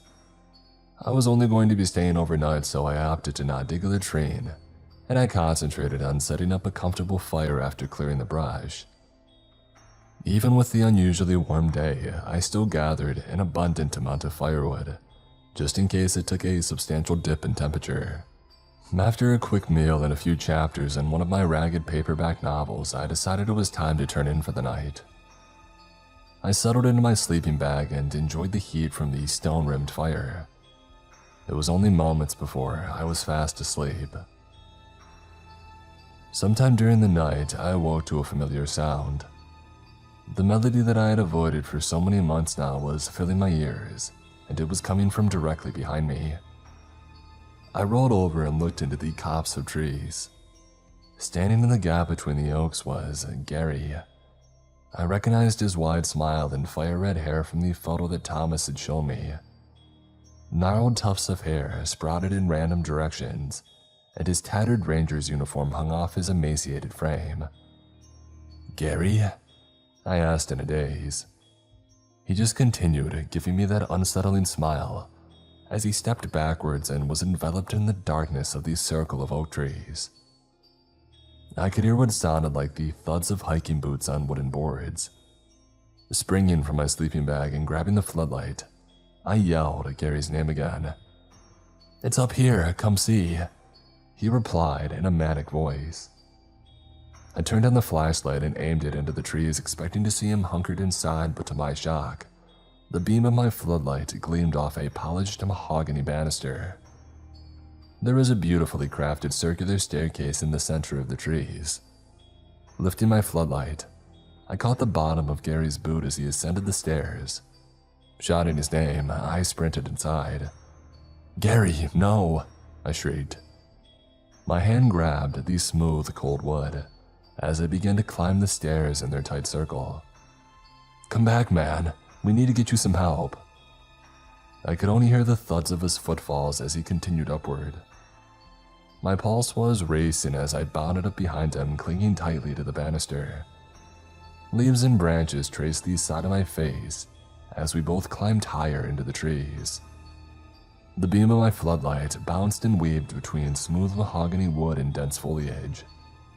As hard as I climbed the stairs, I could hear that Gary was getting farther ahead of me. My pace was beginning to slow, but I still clung to the banister, using it to pull myself up as I tried to reach the man racing ahead of me. The smoothness of the wood began to change under my hand as I climbed higher. What had been an unblemished surface began to feel bumpy and rigid on my palm. I was starting to breathe heavily through my mouth, and I knew that I would need to rest soon. In exhaustion, I decided to try to stop and catch my breath. The beam of my floodlight was pointed toward the stairs, but they looked different than they had when I first saw them. Where there had been a rich brown at the bottom, they now appeared the color of half-burnt charcoal. I traced the light up higher to get a better view of my surroundings, and I discovered why the banister felt so different. The smooth wood had transitioned into what looked like an unending spinal cord. The bones curled upward, wrapping around the charcoal steps like a pale snake. The foliage around me, which had been budding in green when I started my ascent, was now the sickly purple of a healing black eye with throbbing veins running through the leaves. Balls of black dew dotted the tops of the leaves. I noticed that anywhere this dew had made contact with my clothes, small holes appeared, and I could smell the light scent of chemical burn and hints of decay. The branches of the trees made sudden pattern changes from obsidian to ashen white. I began to scream and turned to go back down when I saw the section of steps below me crumble and fall away into nothingness. There was no way that I had climbed more than the equivalent of 6 flights of stairs, but I watched as chunks of the burnt charcoal platform and spinal cord banister drifted off into a purple chasm. As I tried to gain my composure and figure out what to do next, I could feel the stuff below me beginning to crack and sink. Without another thought, I began to run up the stairs as quickly as I could. All the while, I could hear the step just behind me crumble and drop off into the purple abyss below. There would be no more breaks to catch my breath. I couldn't even afford to glance backward unless I wanted to end up drifting off into whatever unknown abyss ran below. The air seemed to get thinner and had the tang of rotting meat. I could feel my legs buckling and struggling to keep up with the stairs, and I knew that I would soon fall back into what was below. Just as I felt the last of my strength gave away, my hand reached for another section of the spinal banister but found only empty air. My foot rose to find one more burnt charcoal step, but instead, it extended forward and found no purchase. I fell forward onto level ground. My floodlight flickered across the ground, revealing a gray and writhing field before me. It was damp and I could feel it pulse beneath my palms. I jumped up in a panic to get my hands off of the disgusting material. My hand shook violently as flecks of gray sludge flew wildly from my fingers. I was wiping the rest of the muck onto my pant legs when I lifted my eyes to the scene before me. The sky was a flowing haze of purple, full of a thick fog. There was no variation to this gray terrain. It writhed and shifted as far as I could see. Dotted over the landscape were thin, leafless trees swaying lazily in the cold wind. As my eyes focused in the low, unearthly light, I realized that they weren't trees at all. They were emaciated people. Thousands of them with bone-thin arms raised, reaching toward the sky. Some of their feet were held in place by skeletal hands emerging from the ground, while others seemed to be growing into a gray mass like a plant. Their eyes glowed softly with the same purple light as the sky. All at once, the numberless horde turned their heads towards me and spoke. "We are many, but we are one in him," thousands of voices said in unison. "You have heard this beautiful song, and now you will sing it with us forever." A few yards in front of me stood Gary. The same sick purple glow flowed from his eyes, but he stood with his arms at his side. He motioned with both hands to a spot just beside him and smiled that unsettling smile. On the ground where he pointed were two writhing skeletal hands. "You've heard the song," he said in a dreamy voice. "This is where you belong, with us." I wanted to beg him to go back with me, to tell him that it wasn't too late, that we could help him if he would only let us. Staying there was madness. He had been twisted into something that he was. Before I could say anything, I started to feel that it wasn't as twisted as it had first seemed. The melody that I had heard so many times in the woods echoed everywhere now. The forest of skyward-reaching people produced an overpowering wave of sound, as they all whistled the same hauntingly beautiful melody. I started to walk toward Gary and thought that this all made sense. Everyone here looked so happy. The purple of this world was even beginning to become beautiful to me. I was nearly halfway to Gary when I halted for a moment and looked over my shoulder. There was an opening in the ground where the stairs had been. My head darted from side to side, and I could see more of these openings in the ground between these swaying forests of humans. There must be hundreds of these staircases leading up to this world. From my world, I realized, bringing people from our world to this brainwashing place. Looking back at Gary, I could see that same smile as before, but there was a nervousness to it. It was almost pleading with me to step beside him and accept those skeletal hands and allow them to wrap around my ankles. But then I noticed the tears running down his face and the ever so subtle shaking of his head. He was trying to tell me no. Before I could ask him to tell me where we were, to ask what the heck was going on or what was happening there, I was startled by the deafening sound.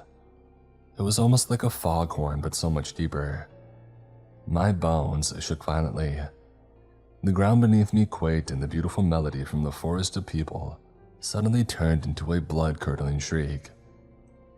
Their hands dropped from the sky and covered their ears, and I did the same. The second boom of the foghorn came, and the writhing forest lifted their heads, mouths opening until their jaws nearly unhinged. Thin streams of blue and yellow smoke drifted out of them, swirling together into a twisting cloud above our heads. It began to funnel into a stream and drifted into the distance. My eyes followed the tip of the swirling stream until I saw something moving far in the distance. It was mountainous, larger than anything that I had ever seen. The colossal silhouette was robed in fog, but I could still make out the shape. It towered above the field, blocking out the purple glow of the distant horizon. It seemed to sprout out of the ground into a thick torso with arms so thin that they seemed like they would snap if they were made to hold any weight. At the end of these bony arms, I could see clawed hands, scooping up people trapped in the gray ground in front of it. An oval-shaped mouth with two ivory protruding husks split open from its squat, stocky head.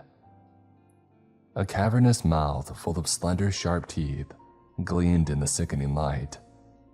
Two clawed hands shoved handfuls of screaming people into its mouth, in between long drinks from the blue and yellow smoke that drifted towards it.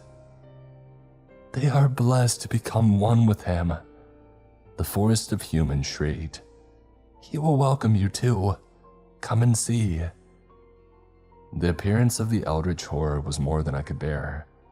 I stumbled backward and fell to the ground as the gray mass writhed underneath my hands again. Using my feet, I pushed myself back toward the hole that I had emerged from and looked back at Gary.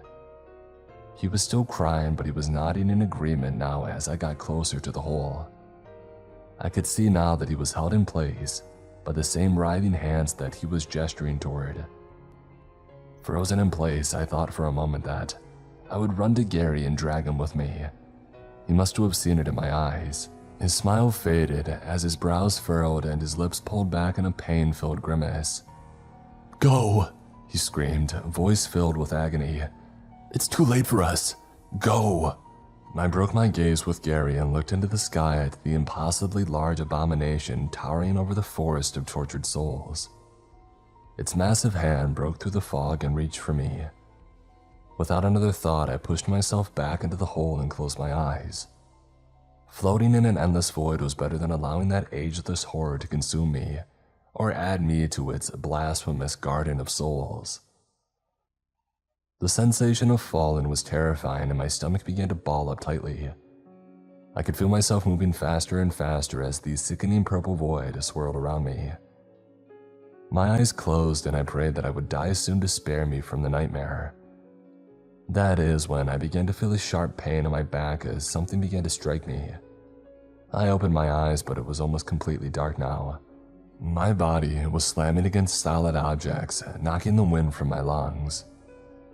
My descent began to slow and I could feel something soft and angular brush against my face as my body continued to be pummeled with blow after blow. My eyes were beginning to focus on the growing light and I could see that I was slamming into tree branches. Extending my arms, I was able to briefly grasp onto them to slow my fall. After what felt like hours, I landed with a sickening thud on the ground, and everything went black.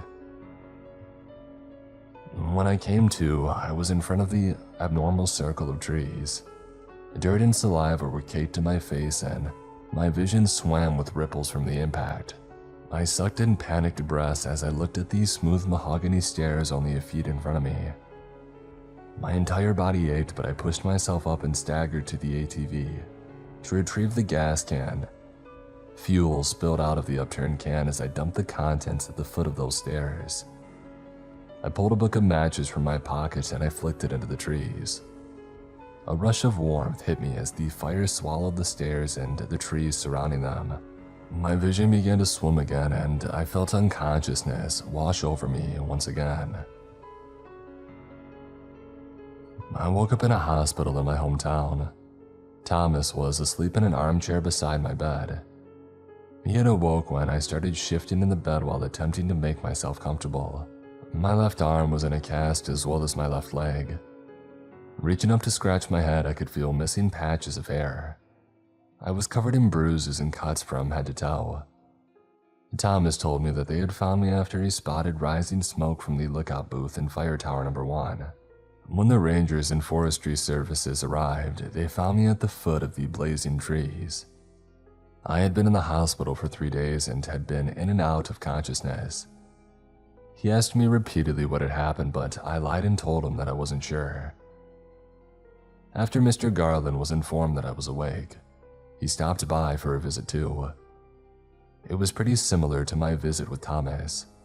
He told me what had happened from his perspective and asked what had happened. I already practiced at lying about the whole ordeal. I told him that I didn't know. I had gone camping and woke up in the hospital. I wasn't fired from my job, but I never returned to Fire Tower Number 1. The Ranger Service investigated the fire, and while they were able to ascertain that it had been intentionally set, I wasn't suspected due to my battered state when they had discovered me. The last that I had spoken with him, Thomas told me that he had accepted the full-time position at Fire Tower Number 1, and I wished him good luck. As for me now, I've taken a traveling position with the National Forestry Service.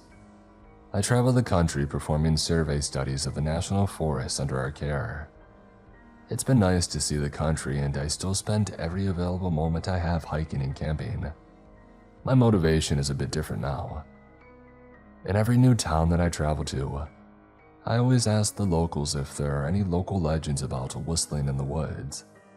I'm always looking for staircases in places that they should not be. I'll never forget what I saw in that purple-tinted place.